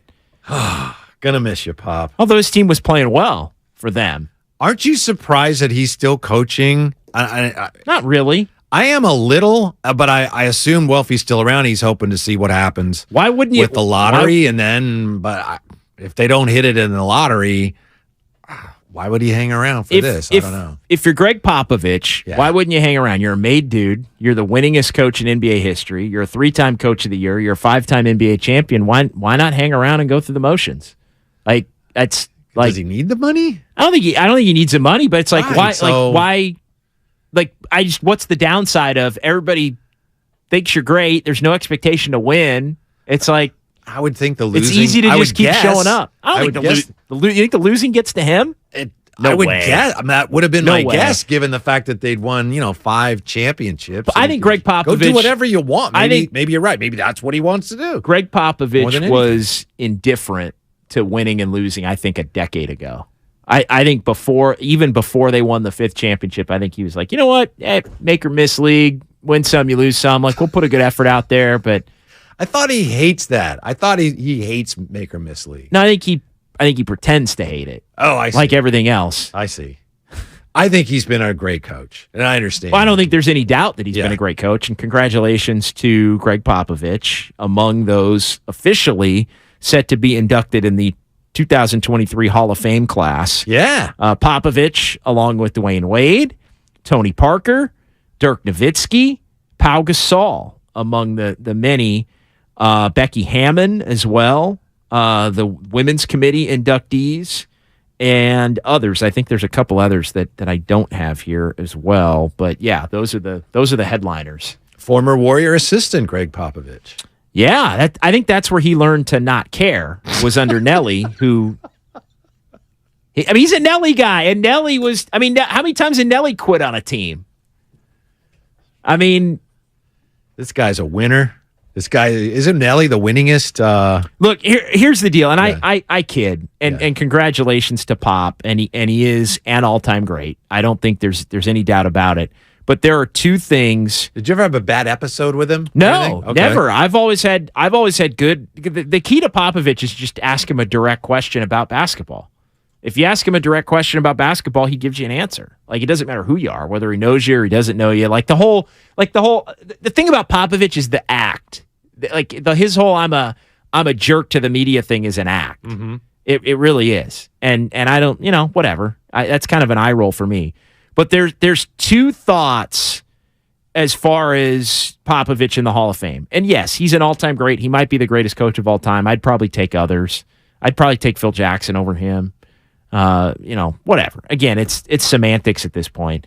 But I'd take Pop. But there are two things that Popovich, to me, that have not been good for the game that he's been at the forefront of. One is tanking. He made his career on tanking. He basically made his career on tanking back in 97 when David Robinson was hurt and they got Tim Duncan, and his whole success with the Spurs was based on Tim Duncan and load management. Like he was the one, as the dean of NBA coaches and widely considered to be the greatest coach of all time, who made load management acceptable. And the Spurs had the science behind it and all of that. And it's led to, over the last decade, this dreck of a regular season, which is largely unwatchable on a night-in, night-out basis. It's better now that it's toward the end and, full excitement. But Popovich is at the forefront of selective competitiveness in the NBA, which for somebody who's the greatest coach of all time, that rubs me a little wrong. And it is why I do look at Popovich. Look, he's one of the greats. I'm not denying that. I know I've kind of taken it down a negative road on him, but I do think the bad should probably be acknowledged with the great as well. And he's tied to two things that I think have been horrible, especially the load management. Fair enough, but I would also argue that the load management helped them when they were a much older team get to the finals in 2013 when they should have won, and then to also come back the next year and actually win and beat the Heat. If they don't load manage that older team, maybe they don't get there. I don't know, but I think you could. I'm making that case. Let me ask you this. We mentioned Don Nelson and Popovich #1 in victories, and he was a Warrior assistant. Can you name the other two former Warrior head coaches who are in the top 10 all-time in victories, regular season? It's Nelly, and then there's two other ones. Nelly, yeah. Nelly's second. Rick Adelman and George Karl. That's exactly right. Well done. Yeah. Mm-hmm. Come on. Rick Adelman was only, what was he? He was barely here.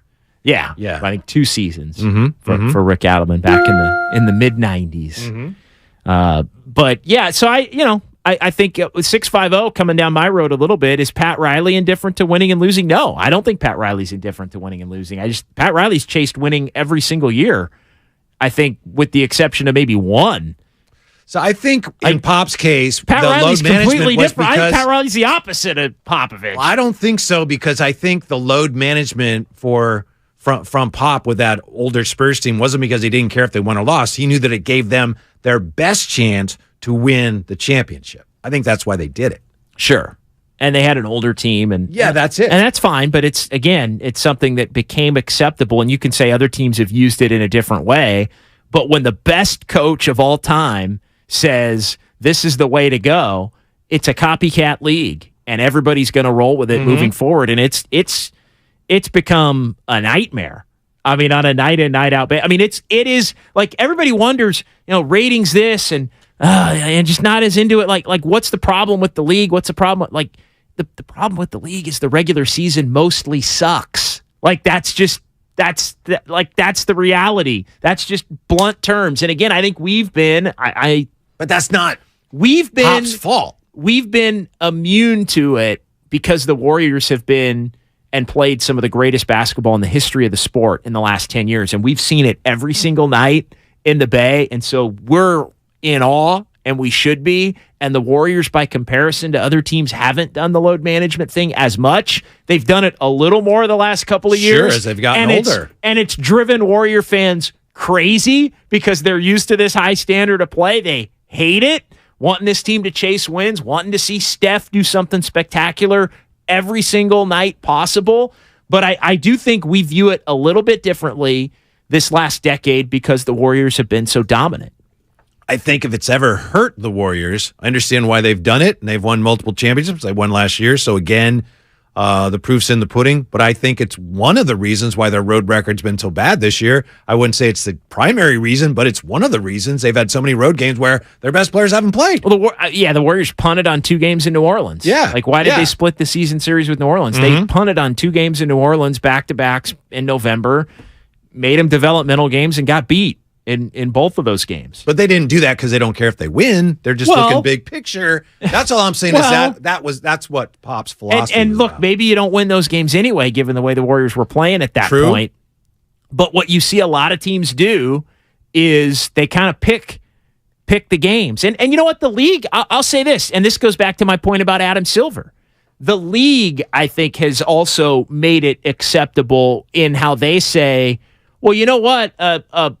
A prime TV game, you can't load manage, or if you load manage, you risk a big fine and ramifications. But so if you're Milwaukee playing the Warriors on a Thursday night, you better play your guys. But if you're Milwaukee playing Detroit on a Friday night, nobody cares. Like that's the league saying that some games have more value than others, which I think is horse bleep. Well, I think the league, if you go back and look, that's on Adam Silver. They have tried the worst commissioner in the last 40 years in professional sports.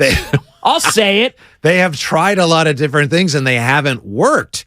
And they've tried to prevent teams from resting their stars on the road, and they've tried to prevent teams from load managing and nationally televised games. They have. Have they really? The idea is because teams go, okay, great, thanks for your recommendations. And the means they've employed haven't had any teeth, and they're looking for answers. And I agree with you, it's on Silver to figure out what to do, but it's not his fault. The teams look at that and go, this works, so we're going to keep doing it. Another interesting component to this is the new collective bargaining agreement, which has been agreed to. We went through some of the things over the last segment. Are you telling here. me load management is outlawed in the new CBA? I wish. Yeah. And I wonder often what David Stern would do. But it's funny because here's the one thing I'm going to say. I feel like Adam Silver has been, in many ways, a puppet to the players.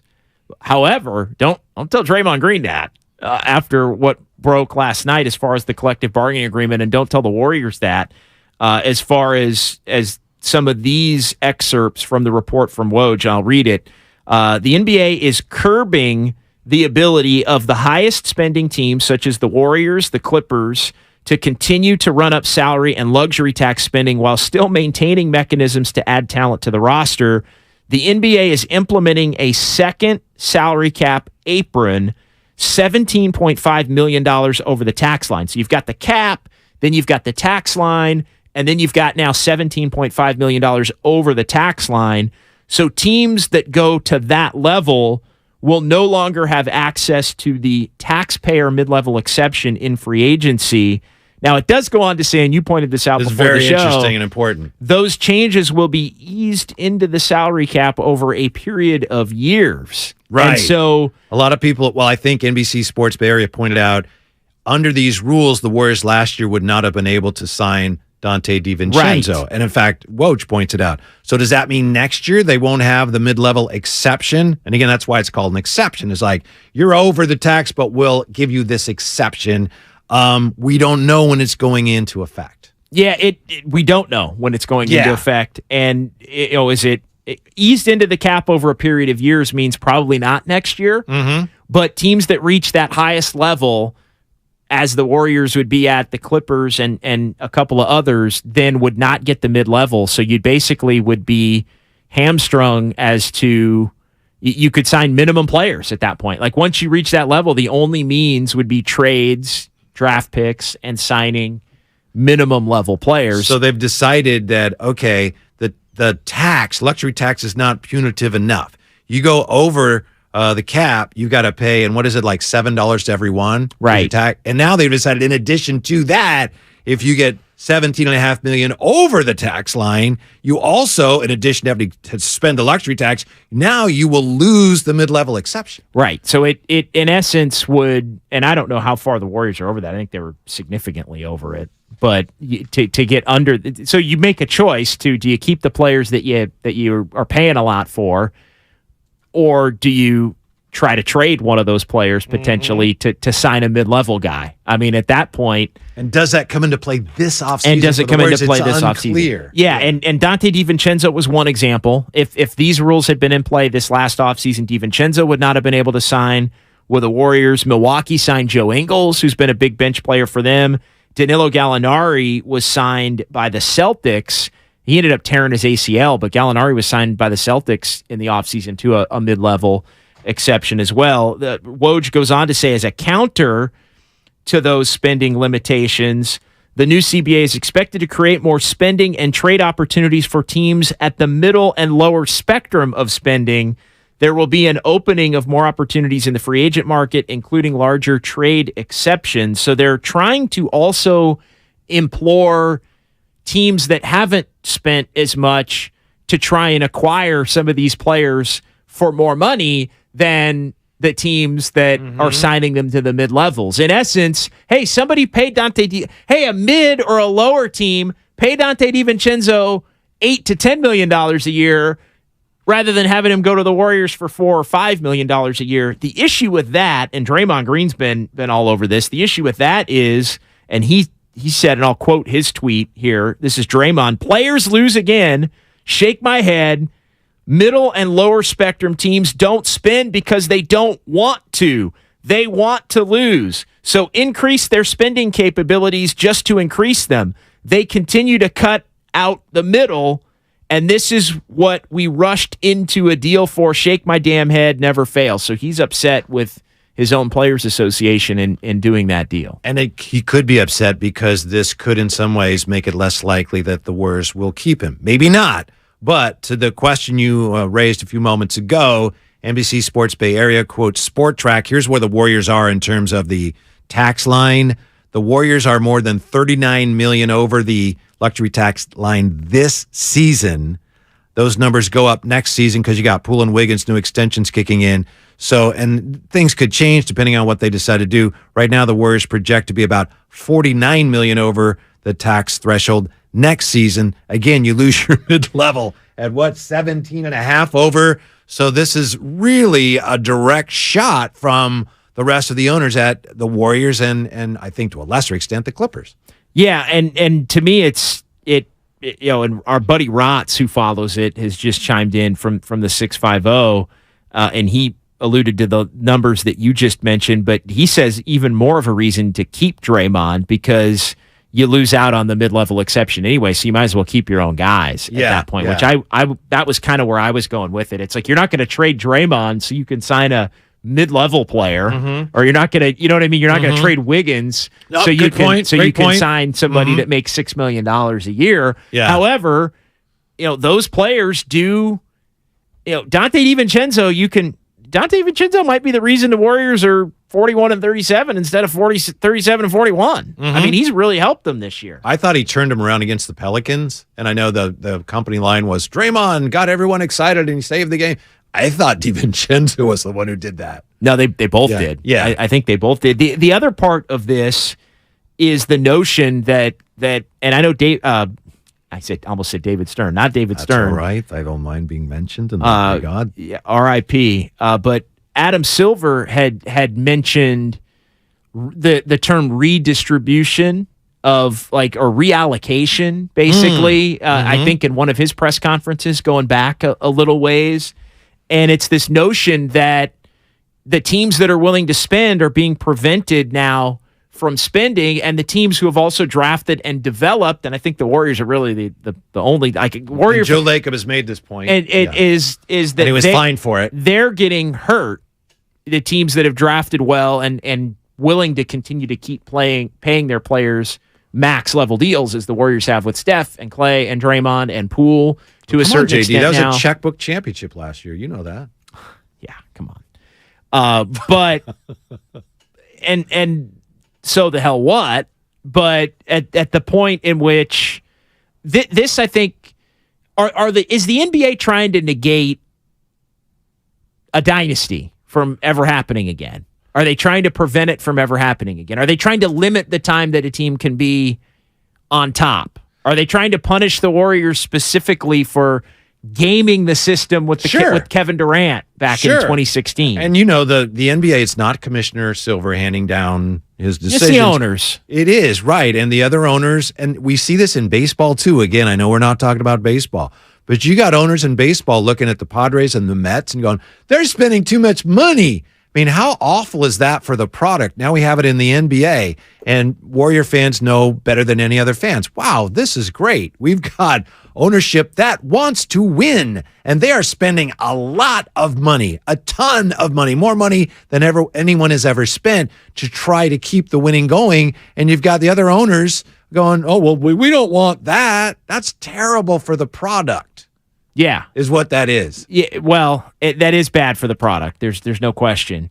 And I think Joe Lacob has alluded to the fact that other owners are not going to be happy with me for and he got fined for that. Continuing. That's why Bob Myers just addressed this, and he was very careful with what he said. Yeah, exactly. Joe Lacob's right. The other thing is you wonder, does this? We've had a few people kind of wonder, is this like Bob Myers maybe knows this is coming? It's like, well, I don't want to be a GM anymore if I don't have all the tools. Yeah, I don't know. I don't know about that. It's going to be very tough for the Warriors going forward. Because as we've talked about it the last couple of years, you go get Otto Porter. You find guys with the mid-level that have something to prove that will take less money to come play for you for a year. They won't be around long, but that's okay. If it works out, DiVincenzo, another example. And now, all right, the other owner's going, no, we don't like you. It's not fair. You always win, so we're taking that tool away from you too. Now let's see what you do. Another text here, Comcast. Although again, JD, pardon me, but we don't know how soon that goes into effect, as we've said. We don't. We're waiting to hear. Again, the Warriors are the type of team that would really benefit from, hey, you've got your team, you need one more veteran piece. The only way you can get that veteran piece is with the mid-level exception. It's like a lifeline for them. And it's how they got, it's how they got Dante DiVincenzo, who found himself in the middle ground of he maybe could have got more from a lesser team, but also was not forced into having to take the veteran minimum. He thought, hey, I'll go to a really good team. I'll take them mid-level. I'll be on display on a team that's going to be in the playoffs and maybe make a championship run. That's how I'll get paid more later. It puts the player in position now where if they want more money, they almost have to go to a crappier team. Like that option of, hey, I can make $5 or $6 million to play. I'd rather make $5 or $6 million playing for a good team than make $10 million playing for a bad team. And what the league is saying is, well, no, sorry, you're going to have to make $10 million playing for a bad team at that point, which I think would be the counter argument to it hurting the player. But we'll see. I mean, are some of those players going to start taking veteran minimum deals now to go play for teams that they want to play for? And if they go take veteran minimum deals to play for teams like that, it winds up hurting the player in the middle financially if they feel compelled to do that. So it is kind of a slippery slope in a number of different fronts. Yes. Bottom line, though, as fans, we don't have to worry about this nonsense for 7 years. We don't have to worry about a lockout or a strike. Of course, as it gets closer, who knows, things can go sideways. But that ultimately is good news. It's just really, it is. The word is unfair. And how can you say, well, it's unfair? The Warriors always win. They've won all the 4 championships. Why is it unfair? But it is really unfair when an organization goes about it the right way and then they spend money to keep their own guys for the most part. They haven't gone out and gotten a lot of free agents. They did trade for Wiggins, but they did go out and get the biggest free agent maybe of all time. Yeah, well, okay. when they did, and again, credit to them, they planned ahead for that. I know Bob Myers has been given a lot of the credit for the foresight and doing the calculations. And having Wiggins was part of that too. All the machinations of that, no question. Yeah, and so they used the system to their advantage, and maybe there's a payback for that. I think a lot of Warrior fans would agree with this text from the 925. There really needs to be an exception for players you drafted. We didn't put our team together. We drafted it and grew it, meaning the Warriors. Obviously, a Warriors for the most part, checking in there. Yeah. You shouldn't be penalized for that. And I know a lot of Warrior fans right off the top firmly believe that. You hear a lot of that echoing out from the organization. I do think, in a way, and I don't necessarily disagree with that, but I also think it's very, well, of course the Warrior fans are going to feel that way because they are really maybe the only team that would, at this point, they would be the team that would benefit the most from. Yeah, you get an exception because you drafted Steph. You get an exception because you drafted Clay. I don't know. Maybe it should work out that way, but it's I don't know. It seems a little. What I don't know what the word I'm looking for is. Disingenuous, perhaps. Yeah, it's just. Well, of course, the team that you're a fan of, if they benefit the most, you're going to want that to happen. You want that to happen for them. But that doesn't mean it isn't true. What gets me is, and it's easy for me to say, sitting here, and sitting in an arena or watching on TV, I think the luxury tax was punitive as it was, and I think it was taking its toll on the Warriors. We've spent a lot of time talking about how tough the decisions they've had to make are, and going forward, what they're going to have to do.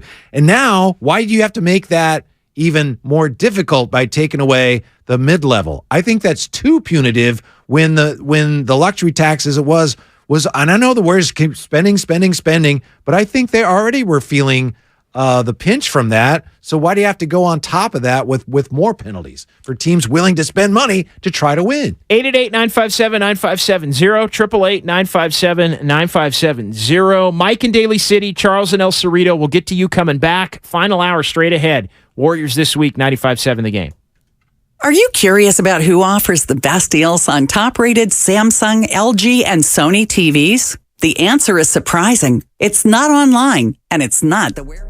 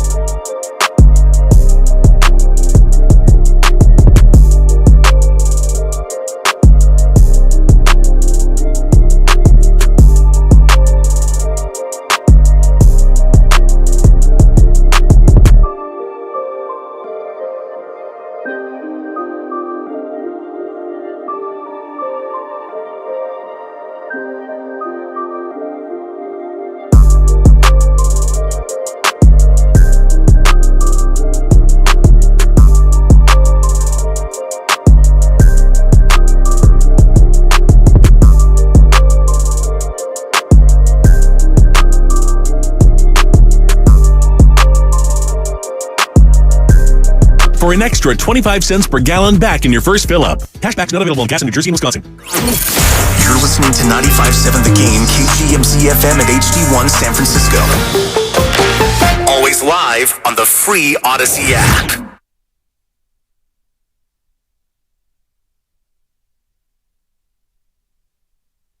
Rebound Looney to Curry.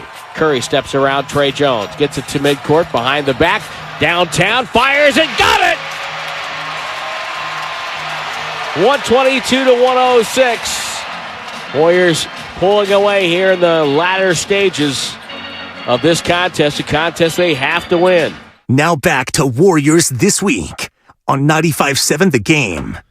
Hour number 3, 888-957-9570. It's not fair. 957-9570. We're rolling on. We are rolling on here on into this afternoon. Warriors did get a win last night. I had to triple check to make sure they actually won that game because it really didn't feel like they were winning throughout most of it. But a big fourth quarter. Warriors win 130 to 115. Big games from Steph and Clay, Jordan Poole as they combine for 91. I spent at least a quarter of that game, and I know he's been in the league a while, and I mean no disrespect, but trying to make sure I could pronounce Mamoukalashvili. Yeah, I didn't. Yeah. Because I know he was on the Bucks, and I just have never. What is it exactly? What is it? Mamoukalashvili? Mamoukalashvili? Mamoukalashvili. Yeah. Yeah. Don't be disrespectful. And he had a good game last night. He did. Yeah, he had a good game last night. That was the point where I looked at their starting lineup as I was getting ready to do Warriors Live. Mm-hmm. And because usually, if I was like, I'm not even mentioning anybody on the Spurs tonight. Like, I'm just not even going to mention him. Keldon Johnson's actually good. Yeah, Keldon Johnson's good. I'm surprised he even played. Gorgie Jang has been in the league a long time. Right, we digress. We got people. Gorgie Jang at 4 out of 5 threes. Yeah, he almost single-handedly hurt a lot of bettors last night. Yeah, he did. Those that had the Warriors laying 18.5, which I may or may not know somebody who did last night. Don't talk about that. It wasn't me, but it was a buddy of mine who I may have steered the wrong direction. Well, I said it wasn't fair. Obviously, what I'm talking about is what the other owners are doing to the Warriors in this new CBA. It's not right.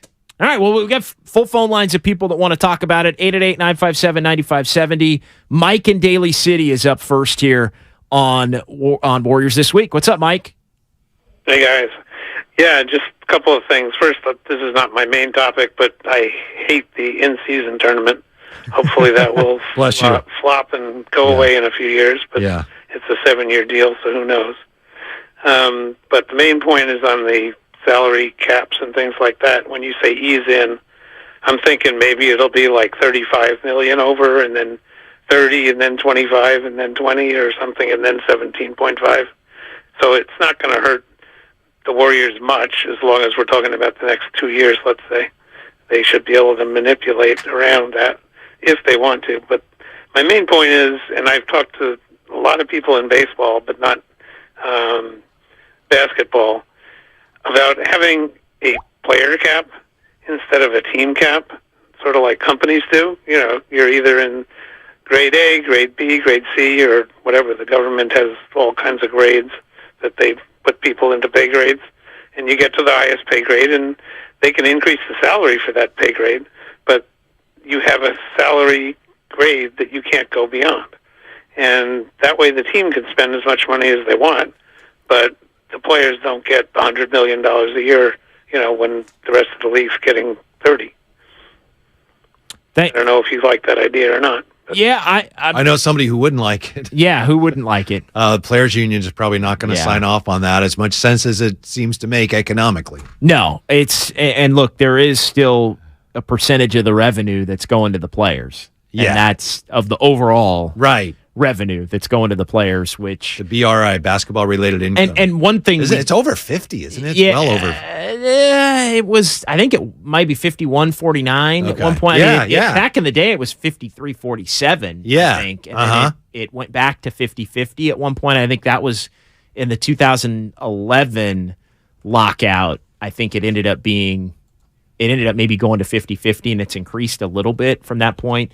The other part of this is the max level raises. We didn't mention that. The 120% increases moved to 140% increases, which I guess have the impact of, it's Jaylen Brown and Domantas Sabonis are two players who are up for max extensions with their respective teams, and that could garner both of them pay raises at a higher level. And so a couple of guys that have been, superstar players that could have the potential to make more there. Yeah. And by the way, I didn't mean to dismiss Mike's plan. Obviously, he's spent a lot of time thinking about it and probably understands it better than I do. It's a non-starter. I don't know how you'd ever implement something like that, how you'd ever get the players union to agree to such limits. It wouldn't happen. Well, what do you think overall of Draymond's comments about the players losing because a lot of these teams that are more free to spend now based on the rules wouldn't? And in essence, using the Dante DiVincenzo example, it's, the theory behind it from the league standpoint, or at least the league sell on it, is, well, Dante DiVincenzo isn't going to be able to sign with the Warriors for $4.5 million, but Orlando needs to go sign him for $8 to $10 million, and it benefits DiVincenzo, but then it benefits him from going to a crappy team. Well, that's what I said. My initial reaction was I was wondering, is he upset because of how this might impact him specifically? And as you and Rotz pointed out, probably not. So I'm not sure where he's coming from exactly. There was another. I didn't realize that the players, that there was a perception that they'd rushed into this deal. Yeah, there was another text that we received that said, hey, Draymond's worried about the fact that he could be a mid-level guy at some point soon, or somebody that maybe would be willing to take less to go elsewhere as a mid-level, and maybe that a team that he would deem desirable to go to on a mid-level wouldn't be able to sign that player. I think it does hurt the ring chaser a little bit. And the ring that's a good point. The ring chaser that isn't a veteran minimum ring chaser, right? Because there's levels to Draymond a ring chaser? I think he could become one. Mm-hmm. No doubt. He could become one. I mean, honestly, and I don't know where the Lakers stand in terms of their money, but let's just use the Lakers as an example. What if Draymond, in his mind, knows that there's 3 teams he could use as leverage against the Warriors to get the Warriors to pay him more? And the threat would be, hey, I'll go to Boston for the mid-level. Hey, I'll go to the Lakers for the mid-level. Hey, I'll go to the Kings for the mid-level, or whatever. Just pick 3 different teams. And those teams are strapped because they're at this level to where they can't even offer a mid-level exception. Well, that takes leverage away from Draymond at that point. Now, yeah, you can say in his specific situation, he'll opt in and make his $27 million, but down the line, it does create fewer options, I think, for a player to where they've made. I mean, there are a lot of players that have made hundreds of millions of dollars who get to a point where it's like, you know what, I'll take my $6 million to go to the exact situation I want. And, it does literally take certain teams off the board for certain players. And I think just the idea of it, as I was saying, and I'm partly kidding, but I think there's a lot of truth to it. It's not fair. Draymond's pointing out that the teams that don't want overspending are winning here. And they're reining in the teams like the Clippers and the Warriors that are willing to spend a lot of money. Lower spectrum teams, this is from Draymond's tweet, don't spend because they don't want to. They want to lose, so increase their spending capabilities just to increase them. They continue to cut out the middle. So, Draymond is a winner, and he would like to see, he's a guy that doesn't have all the numbers, but the things that he's contributed to the championships are harder to measure because he's about winning. And here owners are making it clear that a lot of them are not necessarily about the winning. No, so that's deeply offensive to Draymond. No doubt. And 650 on the Comcast Business text line. JD, sounds like your guy Adam Silver just got a great deal for the majority of the owners. See, I could care less about that. To me, my issues with Adam Silver, my issues are the on-court product, the on-court night-to-night competitiveness. I'm all for players making a ton of money. I'm all for players making as much money as they possibly can. That's not my issue. My issue is don't do that and then decide you want to take PTO all the time. That's my thing. Don't do that and then don't have that. Like, I'm like, make all the money you want, but don't make all the money you want and then play half the time. Yeah. And then play hard half the time you're playing. Don't play half as hard half the time you're playing. I'm not a That's big where I have fan. an issue. I'm not an Adam Silver fan, but in all fairness, I mean, what do you want him to do about that? I mean, they are trying some things with the minimum number of games played in the new CBA if you want to qualify for awards. I agree with you. It's a real big problem. I'm just not sure what means are available to him that he's not utilizing. You have to change the culture of the league. The culture of the league has become, it's cool and acceptable to be a dude that doesn't play all the time and still gets his paper. Like, that's become, and Steiny was the first person that hit me to this, and I hadn't really thought of it, but I agree with it wholeheartedly. There's a cachet now that comes with being a guy that doesn't play all the time. And the Warriors have some dudes that are the exceptions, I think, to that rule. Like, Steph's not that way. Clay's not that way. Isn't that on the teams, though, who've also allowed that? The teams that have contractual agreements with the players? Yes, but my point is it needs to be, because you're right. You can't question an injury. Like, at the root of, well, how do you hold teams accountable or hold players accountable? It's tricky because anybody can say, oh, I got a sore foot. I got a bulky knee. Like, and you may not, but good luck proving it. And if you question it on some level, you're an insensitive ogre. And so you can't do that, right? You know, especially in today's day and age, you can't question that. Or worse, I mean, a player could actually take legal action against you. Yeah, so at that point, it's, you know, you can't be insensitive to the player in that respect. So it is hard to prove, but what you have to do is come up with incentives to play, which I think along the lines of, and again, you could never do this, but it's like, you know what, maybe you do get a little percentage docked if you don't play a certain percentage of your games, or, you know, maybe I think the awards thing is interesting, and it doesn't relate to.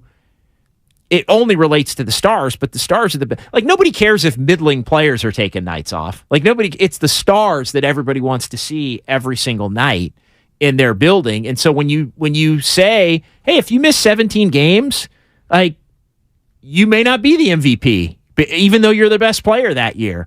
You may not be a first team All-NBA player if you only play 50 games. Like, I think players care about that more than you think. Now, is it going to make guys push through a little something to be able to play? I personally hope it does.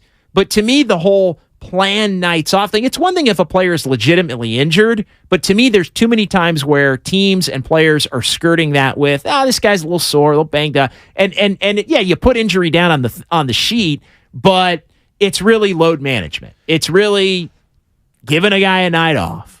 I don't know if you can change the culture of the league. Do we have more callers? I don't want to take up time. We do we'll have get a right couple. to them. Yeah, we'll get right to them. But I just wanted to say, I think it's more incumbent upon the individual teams. I think the Warriors have done a good job of this. You just have to be hyper cautious about who you're committing the big money to. We know that the Warriors they've rested players, but is there anybody on this Warrior team that you feel like, oh, where are they? They're taking days off when they're not even hurt. I don't think so.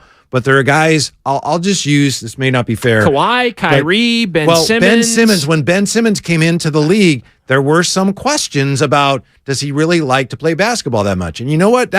Every human being has that right. Paul George is another one. With older players too, that becomes part of it. But organizations have to be just more careful than they've ever been about hitching their wagons to guys about whom you could question their desire to play, to win at the highest level. You need guys who need to win. Everybody would like to win, but I think teams have to be on their own. If the league could do it as a league, that's great, but I think it has to be on a club-by-club level. Teams have to be more careful than ever about who are we giving this much money to? Like, does Kyrie Irving really need to win? No. Then why am I giving him all this money? And that because he demands it if you want to play. I mean, then let him be somebody else's problem. Like Kyrie, I would agree with you. I mean, Kyrie Irving at this point to me is going wherever he can get a max deal. Supremely talented. And then immediately, I don't think Kyrie Irving has cared about basketball since he made the 3 at Oracle in Game 7 in 2016. Mm-hmm. I firmly believe that. I think he's done everything under the sun to come up with reasons why he cannot play and not have to just come out and acknowledge the fact that he doesn't feel like playing. Yeah. So whose fault is it if he's proven that and teams keep giving him tens of millions of dollars? Is it his fault or is it their fault? It's the team's fault. Yes. For sure. But it's also, player like Kevin Durant wanted to play with Kyrie. Like, that's an indictment of Kevin Durant. I agree with that, too. Like, Kevin Durant was like, I love this dude. I'm going to go win championships with this dude. And, that was bad on Kevin Durant to think that, too. A lot of these players, they're friends. They like each other. They want to play with each other. And then it's the AAU syndrome. A lot of these guys don't know better. Yeah, like they don't know how great teams are built, how championship teams are built. And they think they do because they're star players and they know star talent and all that, but they're bad GMs. It's like LeBron. Let your stars bad GM. dictate talent acquisitions. No, you can't do it. You absolutely cannot. And so, I mean, to me, it's how do you fix that? Maybe you give everybody a certain amount of nights. Maybe you say, hey, everybody gets 10 a year, and anything beyond that needs to be independently certified. I don't know. But even that is broaching the level of, uncomfortable, right? Are you questioning an injury, which is obviously something you don't want to do. Charles and El Cerrito next here on Warriors This Week. What's going on, Charles? Hey, Charles, you there? Did we lose Charles? Do we have Charles? Hey, Charles. Hey, we got you, Charles. Yep. Can you hear me? Yeah. We got you. Can you hear me? We got you. Okay, good. Yeah, I'm just calling. Thanks, you guys. About the protest that Mark Cuban levied against the Warriors and the league. It's been 11 days. I thought it would be resolved within 10. Do you guys have any idea what's going on? You never filed it. Thoughts about it and what impact it would have? You never actually filed it, right? Is that I'm not sure on that point. I think today is technically the 10th day, though, because they played on the 22nd. They had 5 days to file and then 5 days to be heard. And I haven't seen any reporting on it, although it would be foolish after looking at all the replays if he had actually gone on to file it. I sort of dismissed it as, well, that's just not going to happen. But I think today would be the 10th day in the process of 5 to file it. So he would have had to have filed it by, I think, Monday, this past Monday, the 27th, and then the league would have heard it within 5 days, and today would be the 5th day. So maybe something leaks out on that today. If he filed it. Yeah. If he didn't file it, it doesn't matter. My theory is that he never intended to file it. His team, they really looked stupid, and he said, I'm going to file a protest to try to cover for the fact that his team looked like a bunch of idiots. Right. Yeah. I think. So we'll see. I think you're well said. Well said. Let's go to Nate in Lathrop next here on Warriors This Week. Hey, Nate. Hey, guys. How you guys doing this afternoon? Hope you're having a good one. Yeah. Thanks, Nate. What's up? Talk about the young love last night in GP2 and to your guys' point kind of about salary and getting paid and how much the young glove just really contributed last night. He's getting paid, was it $8 million a year? And he could have easily have phoned it in this year. But instead, I'm looking at him. Last night when he got that offensive rebound, kicked the play, and he made the three, the expression on his face just shows you how much he wants to be there and play. And, like, that kind of drive, that really hypes up our Warrior fans. I mean, we really want to root for these guys, and that gives us so much hope for this year. And it was just super exciting, great fourth quarter. I know we're used, as Warriors fans, we're used to it, the third quarter, the spark that comes in. These guys just kick everyone in the teeth in the third quarter. But this year, it felt like it's been the fourth quarter instead of the third. So I don't know how you guys feel the same way or if you guys have seen that. It's been the fourth quarter a lot at home. And, yeah, I mean, last night was the quintessential GP2 game. I mean, it really was. He's getting rebounds. He's defending. It's loose balls. It's extra energy possessions. plays. Yeah, it's all kinds of things like that. And so, I mean, he can help this team if he's healthy. He's still in that 15 to 17-minute range, which I think is about where it's going to wind up. But, no, I think you have to like what you've seen from Gary Payton II here over these first handful of games. To me, you can't criticize the trade in terms of this year. We don't know what Wiseman's going to become. So, maybe next year he's an all-star. As long as Payton plays between now and the end of the year at the level that he has. I'll say this, if Payton, and I apologize for jumping in on you today. But I know that we kind of see this differently, but I got you. I'm not willing to go as this whole, like if he comes up with, he's got core soreness Tuesday and can't play the final 3 games of the year, and then he's out for the half of the first round, I'm sorry. That, for me, gets factored in. Now, if he Fair continues to play every game as he has so far, then I'm in your pew. Yeah, this year, assuming he plays the rest of the year, you can see how they are right now. They are so much better with GP2 than they were with Wiseman this year.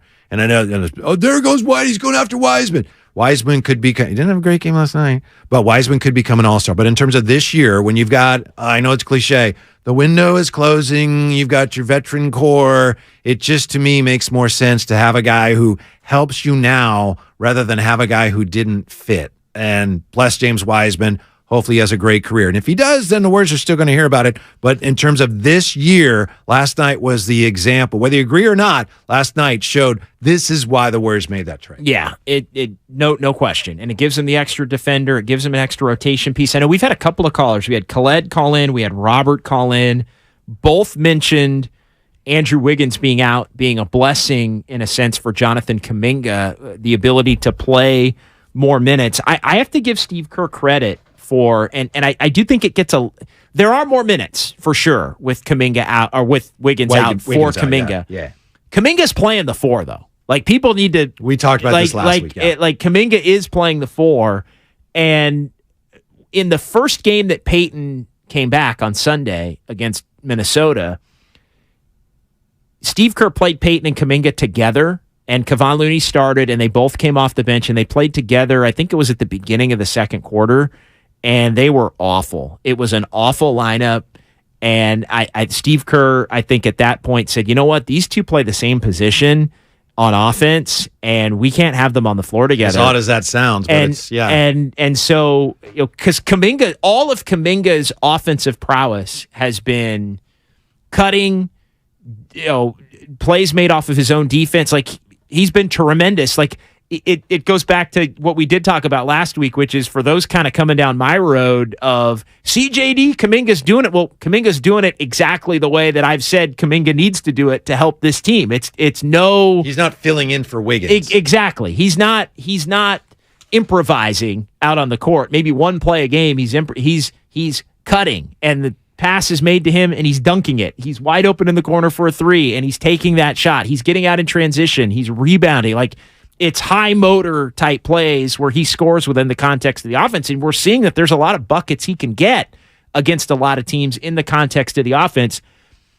But the primary point is true that Wiggins being out has opened up minutes for Kuminga to be able to get on the court. And I give Steve Kerr credit for separating him and Peyton by putting Kuminga in the starting lineup at the 4. Mm-hmm. A lot of people were starting to go down the road. I think Monty Poole wrote about it. I think some other fans had kind of chimed in as to, maybe it's time to start Kuminga with Wiggins out. But people were saying start Kuminga instead of DiVincenzo, not start Kuminga instead of Looney, which I think is a more practical approach. And then you get Kuminga out there with Draymond.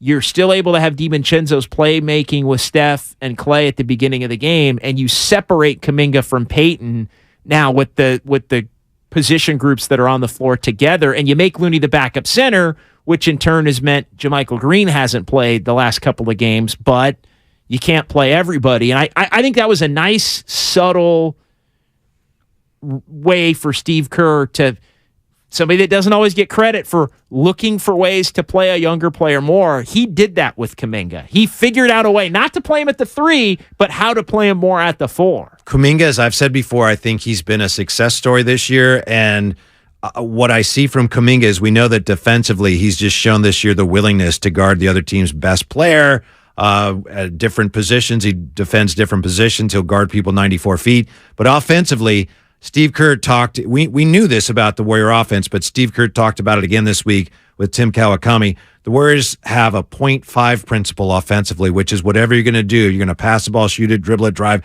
They want you to decide within half a second. And that's not easy. It's simple. It's not complicated. It's simple, but it's not easy. And finally, I think Kuminga is more comfortable with that. Before, it was just his natural tendency to get the ball, kind of be a ball stopper, and take longer than that to decide what he wanted to do. And he struggled with that, and we're seeing now he is much more comfortable playing in the flow, and it's made him better, and the team is playing better when he's on the floor because of it. It's worked. Yes, and he deserves the credit for that. Yeah. He absolutely deserves the credit. But it goes back to the thing that I've said, which is, can you fit your game in the box? Yep. And he has been able to fit his game in the box. The one thing I would worry about along the lines of Khaled and Robert is when Wiggins does come back, now Steve Kerr's got to refigure it out as to who's going to play when and where, and how does that, who gets impacted by the Wiggins return? Because I do think Kuminga gets impacted by that, even though Wiggins comes in and starts at the 3, whereas Kuminga's been playing the 4. So we'll get into that maybe coming up a little bit in the final segment. 888-957-9570. Final segment of Warriors This Week. JD and Whitey, 95.7 The Game. So, how's your research going? Surprising. After I figured out the top-rated TVs in our price range, I went shopping for deals. And who's the best?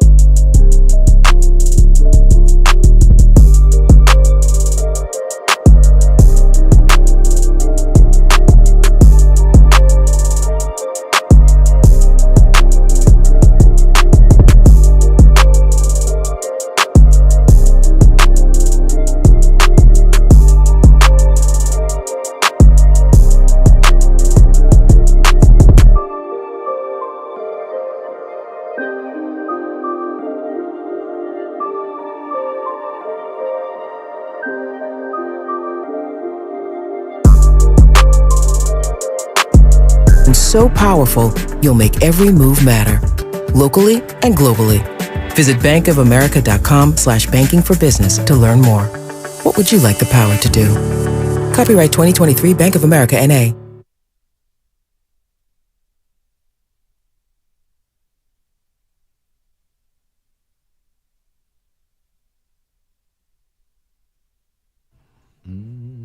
Thompson flipped it in the middle of the Payton. Up top to Draymond, gets it to Curry. Curry steps in. 3 ball on the way. No. Payton went for the dunk. Couldn't get it to fall. Loose rebound. Payton hustles to it in the corner. Falling down, finds Looney to Draymond. Over to Clay. Sets up for a triple. Yes, indeed. Another dagger by Clay. Makes it 125-108. And Steve Kerr is going to empty his bench. All right, back to Warriors This Week on 95.7 The Game. All right, final segment. John Dickinson, Whitey Gleason. Now, that was on me. That's on me. 888-957-9570. Warriors get a win over the Spurs last night. Denver tomorrow in Denver. And then Oklahoma City at Sacramento, at Portland for the Warriors over the final 4 games of the season. How many wins do the Warriors need to avoid the play-in tournament? I think 3 does it for sure. Yep. 2 might. Two might. Two's a coin flip. 1 and 0 ain't going to do it. 1 and 0, you're in big trouble. You got Portland if you want it, right? I mean, maybe if you get to that point and it doesn't matter. I mean, you probably win that game with 4 people. Portland's right? the gimme. Yeah. Portland's the gimme at the end. I like that game being at the end. That's the gimme. Oklahoma City, to me, is the must-get after Portland.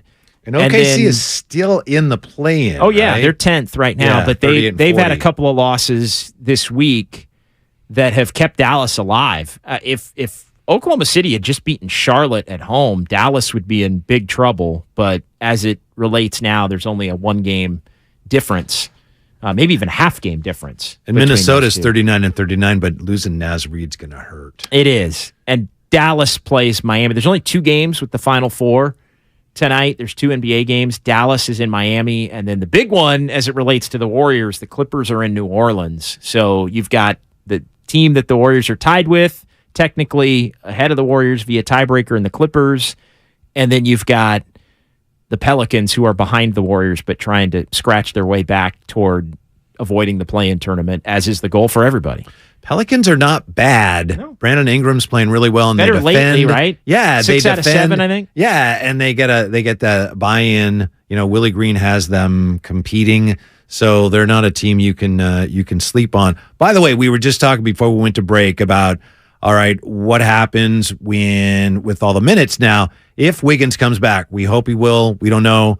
Jason Dumas, our friend, tweeted that he's in town. That's unconfirmed, but even if he is in town, we don't know what he's doing. But if Wiggins is back, what happens is some of those minutes, and I think, JD, a lot of people would say, well, Kuminga's still getting his minutes, and Anthony Lamb is the one who's not going to get any minutes. What do you think of that notion? I would bet you 90% of Warrior fans would say, that's what I do. Bye-bye, Anthony Lamb. Well, and I've even alluded to it in kind of laying out the top 8. Like I've said, Steph, Clay, Wiggins, Draymond, Looney, that's 5, DiVincenzo, Poole, Payton, 6, 7, 8, and then I'll even go Kuminga 9 at that point as like guys that basically would play every single game, and then Lamb and JaMychal Green will see 10, 11. But the truth is, and Kurt loves playing Lamb and Kuminga together. Mm-hmm. That pairing has been really good because their games complement each other really Lamb well. Shoots, and he's a better shooter, even with that funky one-hand thing, than Kuminga is. And there's some irony, and Draymond with Kuminga and Lamb have been a positive trio on the front line as well. And so I don't think it's as absolute, and the reason it's not as absolute is because it goes back to the whole 3 versus 4 thing, which is if at that point you'd be asking Kuminga to basically play the 3 when Lamb has been the guy that's been playing the 3. Essentially, he's been the backup 3, and Kuminga's been the starting 4 of late, and before he was in the starting lineup, he was the backup 4. If Wiggins comes back, then Draymond goes in there, and if Gary Payton on offense is the backup 4, then where does that leave Kuminga? It's funny because the positionless thing, I understand it, and it's been interesting to see, but there are positions there. Sometimes they're just harder to see, harder to discern. And sometimes they're different on offense than defense, which is something that you have to factor in as well. Like Payton or Kuminga could be the 1 on defense, but they're the 4 on offense. So you have to have a combination that melds it all together. So it is going to be interesting with Wiggins back, and we'll see how much Wiggins. It wouldn't surprise me if, let's say, if Wiggins, it does get announced here in the next few days that Wiggins is going to come back, and we don't know that, and we don't want to intimate that that's coming. We haven't heard something that we're hinting at. But let's just say it does come to fruition where Wiggins is coming back. It wouldn't surprise me at all if Wiggins comes off the bench at the beginning. It would surprise me if he didn't. Yeah, at the beginning. Yeah. And so I think, and Steve Kerr said a couple of different times,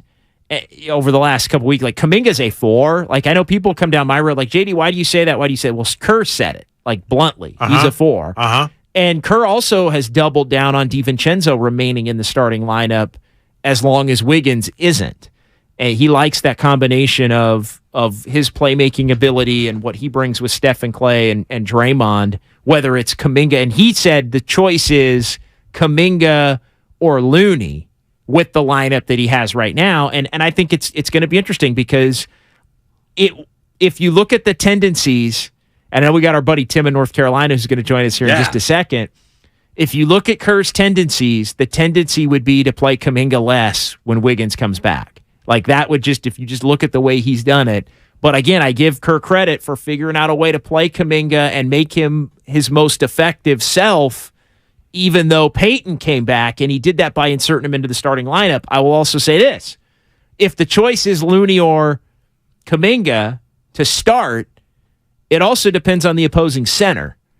And so if you're playing Jokic tomorrow, that means Looney's probably starting over Kuminga. Yeah. So that adjusts the rotation a little bit and how the Warriors attack it. If you're playing Sabonis, that means Looney's starting over Kuminga. The cool thing about Looney is, and they made this point in the postgame last night, some guys you have to worry about whether they're coming off the bench or their minutes. And Looney's like, he's going to do what he does, whether he's starting or not, or how many minutes. And obviously it'd be stupid not to play him, but he doesn't care. Looney gives you what he gives you, whether you're starting him, bring him off the bench, whoever he's playing against. That's a really cool and useful thing about Kevon Looney. No doubt. 888-957-9570.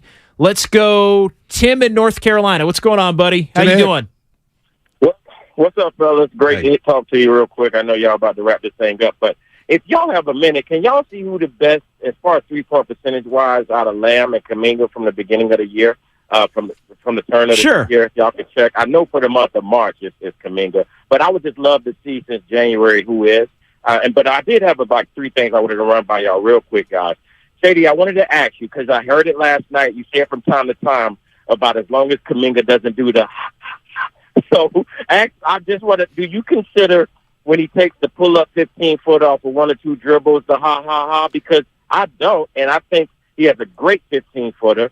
I also, so I don't consider that the ha-ha-ha. And the only one I really on the team see does that is Poole. I don't even see Steph doing a lot of ha-ha-ha. So I wanted to ask you, do you consider that being part of that? Because other guys 15-footer, most of the time he don't even hit net. The second one I want to ask you, Jay, I told you, I've been telling y'all about that Steph and Kuminga pick and roll. They did it last year in the Chicago game, and Kuminga went crazy in that game, and I was wondering why they weren't doing it a lot this year, and you thought I was crazy saying, well, what's going to happen with Draymond? But look how much space it is for that guy to get to the basket when they do it. So maybe Kerr was just keeping that one in his chamber. I don't know. But I love that pick, Kuminga and Steph pick and roll, because that basket, that lane is wide open for him. And the last one, I mean, I'm a Kuminga fan, but at this point, I'm not even politicking for him anymore, because if they don't play him at this point, they're just literally hurting the team. I mean, the guy's just bringing something so positive to the team that if we got to sit here and debate Kuminga, Lamb, Kuminga this, I mean, we're just hurting the team. And I think he'll easily morph in 2 or 3.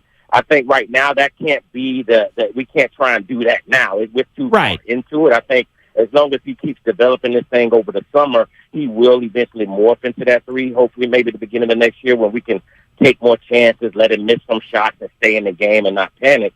I think he'll get there. But I just wanted to ask you that, Jay. I knew I threw a lot at y'all, man, and y'all about to wrap this up. But if you can, I did want to know, I'm pretty sure Kuminga got a better 3-point shooter percentage from Lamb since the beginning of the year. I think he's 44% in the month of March. And it's just funny because in our mind, we think he's not a shooter. But every time his shots are usually pure. Don't even really hit the net most of the time. So, I mean, don't hit the rim a lot of the times. But, all right, guys, it's great to hear from y'all, man. I'm sorry I got in late, but, over here it's like 3:45. So, all right, take care. No, we appreciate it. Thanks, we appreciate it, Tim. There's a lot to chew on. Kuminga has shot it better than Lamb since January 1st.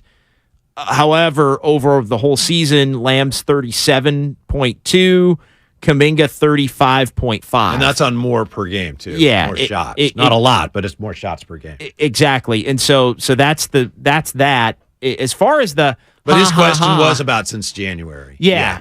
But no, Kuminga has shot it better since January. But again, the other thing that Kerr said, and I'll quote him, and I agree with you, Tim, I'm not ruling out Kuminga's ability to be a 3 in the future. Got to improve his handle. I'm glad he pointed that out. Yeah. Like it's about how can he get on the court and help this team this year, and that is exclusively as a 4.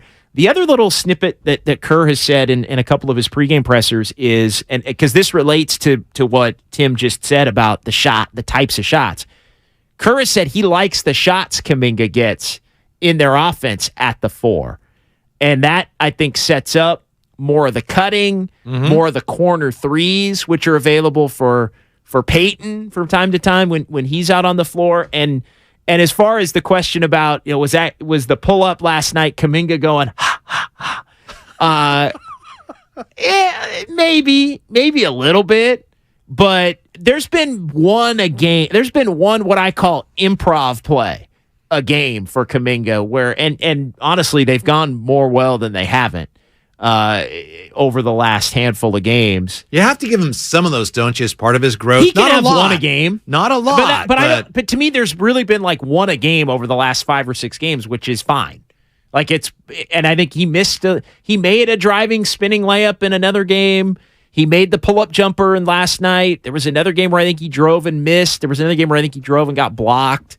But again, we're not. What I'm saying is you don't want Kuminga looking to go 3, 4, 5 times a game like that. Right. And he hasn't been. It's been within the flow. Some of the structure. pick and roll. It's been cutting. It's been basically the Warriors offense and the way teams play the Warriors offense have led to, hey, you can get Kuminga the ball right by the basket and he can go up and dunk it.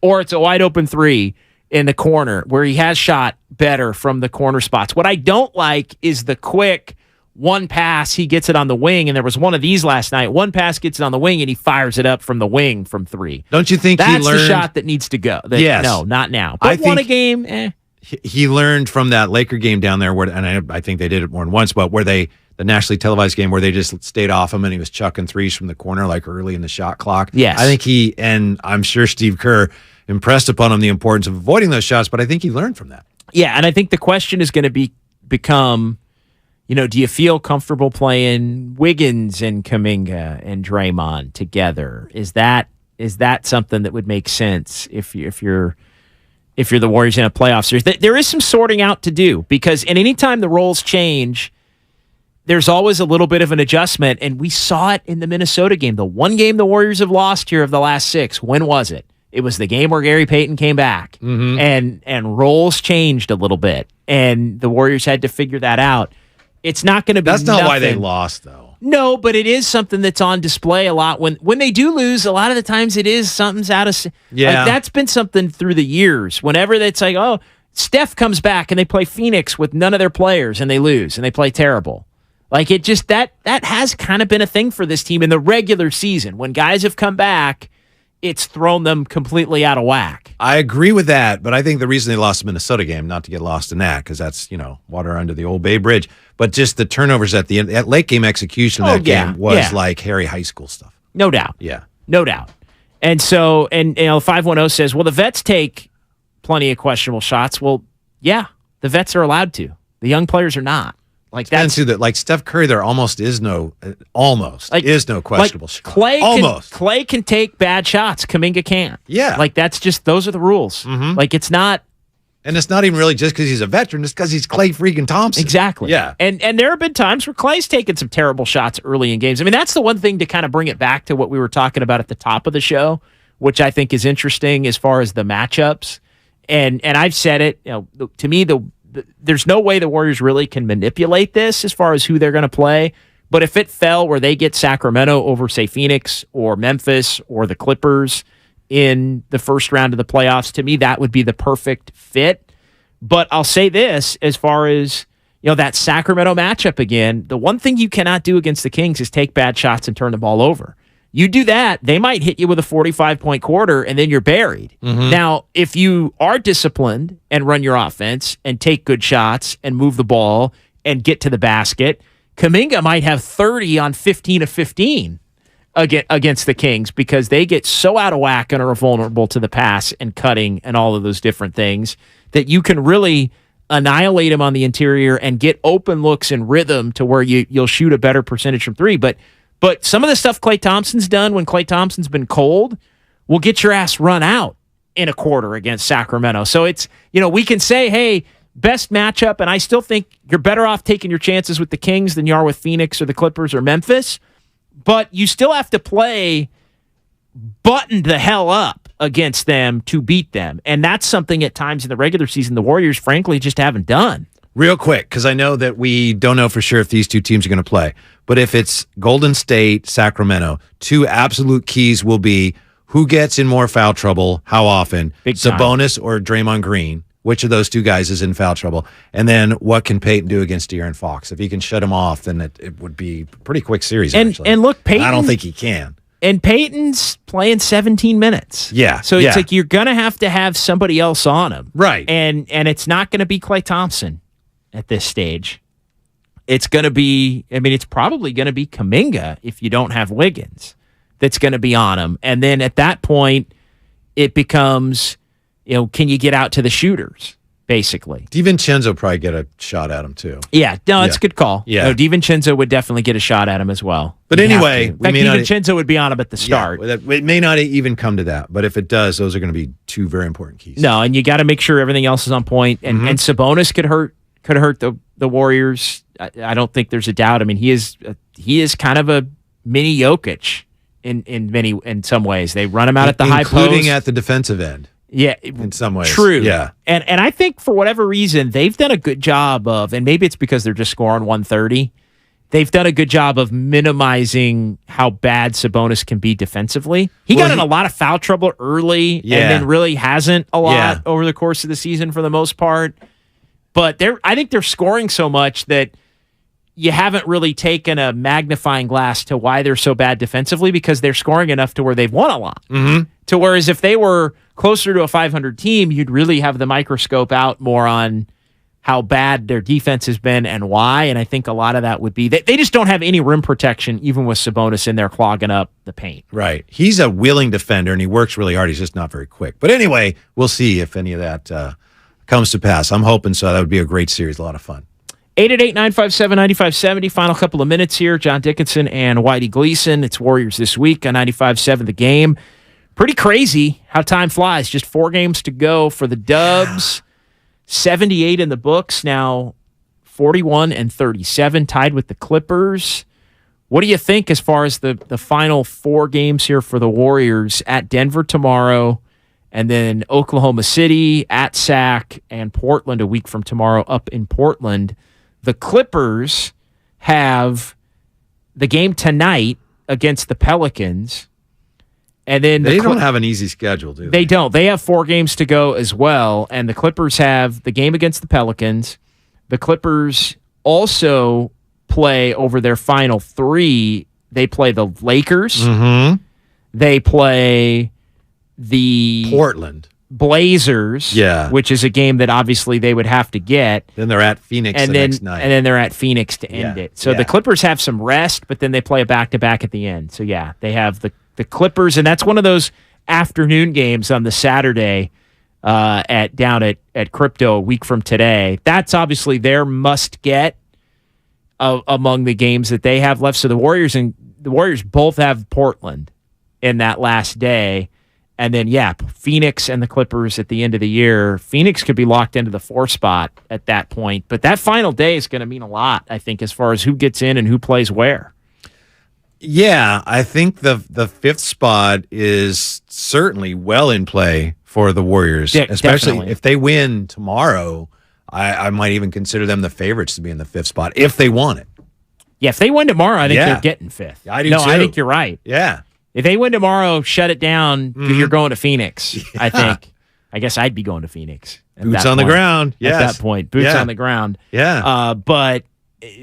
We'll see. I'm really interested to see how hard the Warriors go after that one. I think everybody's going to play, but will there be any manipulation of trying to... Boy.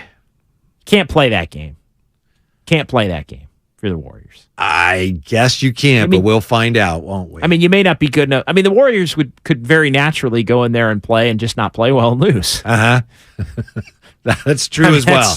That's pretty much what they've done most of the year. Yeah, in games like that. And I understand why you said this year it's kind of a mediocre year, and that's true. When you look at, we're not going to have anybody. We're going to have any. What's going to be the highest win total in the league this year? No one's winning 60, but it has been so much fun this year that teams in the West, especially, what do you got here? 3 through 11. 12 even. It's so tightly bunched that it makes this regular season so much fun. And that's the biggest problem in the NBA. So many of the regular season games, they just don't matter. Even the players tell you they don't matter. Jimmy Butler says, I don't start playing until after the All-Star break. That's fine. But this year, if you're a Warrior fan or a fan of one of these teams, these last 4 games, the way it looks right now, they are very significant. It does look that way. I like that. Well, yeah, but that's the thing. I'm here for that. It's taken a season full of none of these games matter to get to a point where you feel like the games matter at the end, but it's also, if you're the Warriors, I get it where you're like, you couldn't beat Detroit one time. You couldn't beat Orlando one time. I know. You lost at Charlotte. Like you could be locked into 4th minimum right now. And every one of those teams obviously could say that. But to me, it's more like, let's quit. They could have ended the conversation about whether they're good enough to make a run and can they, what matchup do they want and this and that and the other if they were just the freaking 4 seed already. And that would have been a mediocre 4 seed in terms of record compared to a lot of other years. Let me ask you this as we're wrapping things up. This was a question that Kalina and Bob Fitzgerald addressed last night at the beginning of the telecast. This Warrior team, and to be honest, I'm not sure whether they included Wiggins in the mix or not. I don't think they did. Is this team, do they have enough talent to make a run? Not as just a surefire championship team. Does this team have enough talent to make a run at another championship? They both came down on the side of a little bit reluctantly, but they're trying to be balanced and fair, and they both said, I think it does. What do you think of that notion with the Warriors? And we've talked about that a lot this year. Well, I think they do. Yeah, of course they do. Even without Wiggins? It'll be a lot harder. And that is really where I draw the line. I'll just say this: if the Warriors, if and we don't know, if it is announced, let's say Monday, Tuesday, Wednesday of this coming week, Wiggins is coming back, and he's going to ramp up for the last week and a half, and the Warriors are going to be in the playoffs. Like, Wiggins is the difference right now, and we'll see how it shakes out in a week. Like, Wiggins, to me, would be the difference between comfortably picking them to beat Sacramento and thinking, I don't know, maybe in 7. Like, it's going to be a hard-fought series. Wiggins would be the difference between believing the Warriors have a shot at upsetting Phoenix. Like, I think the Warriors have no if the Warriors play Phoenix and don't have Wiggins, I don't think they've got a shot. To me they got no shot. And that may be harsh to hear, but that's, when you start getting into all the matchups and everything, but take a step back. Do they have, you play Sacramento, can you win? Can you beat Memphis? You win? Again, I think Wiggins has to be part of that, but it sounds like, I have no inside information on it, but if he's back in the Bay and the report from Jason Dumas is true, to me, you're back in the Bay because you're going to try to give it a run. You know that he knows that, and they know that. And if there is any way, and if he's so distraught or so involved in whatever's going on, fine, bless him. But if there's any way he comes back, he knows, wow, this is the time when they need me, and I've got to come back. And I have a sense that that's going to happen, JD. Yeah, we'll see. That's not based, as you say. I don't know, but that would be my best guess. Yeah, and so he knows, and maybe we come to find out that that's sort of been the plan all along, at least in his mind, knowing that he had, knowing in his mind, and again, he didn't have to disclose that because it's none of anybody's business, right? But you never know. At some point, maybe he said, all right, I'm gonna take until this day, and then I'm going to head back. Or maybe there's times where he thought he was. Again, I don't know. I don't totally feel comfortable speculating on that. But if he does, then this thing's wide open. But if he does come back, I think the Warriors absolutely can. And again, make a run to me is win a couple of playoff series. The path is there. Whether it's Sacramento and Memphis, or Sacramento and then somebody beats Memphis and you play a second round series, the path is there to get to a conference finals. But it's not going to be easy. It's certainly not a lock, and the Warriors are going to have their top, I think, 8, 9, 10 together at a greater level than even their top 8, 9, 10 was last year. They had the top 6, and that was good enough last year. I think they need the top 8 for sure. Well, it's like Steph told Steiny this week. It's never easy. No, it's never easy, no doubt. And this is going to be harder than any run that they've had to try and make. Whitey, great stuff. As always, appreciate it. Thanks, Grandy. Good job. We'll Thanks for listening. Yeah, we'll do it again next Saturday from 10 until 1. Yeah, thanks to the great Mark Grandy for sitting in here for Craig. Craig's at the Final Four. Appreciate that, Craig. Enjoy that. Fox Sports Radio next here on 95.7 The Game. Most people wait 6 or 7 years before they buy a new TV. That's a lot of time in front of one TV. So why not get one of the best sets for the next 7 years? Like one of the top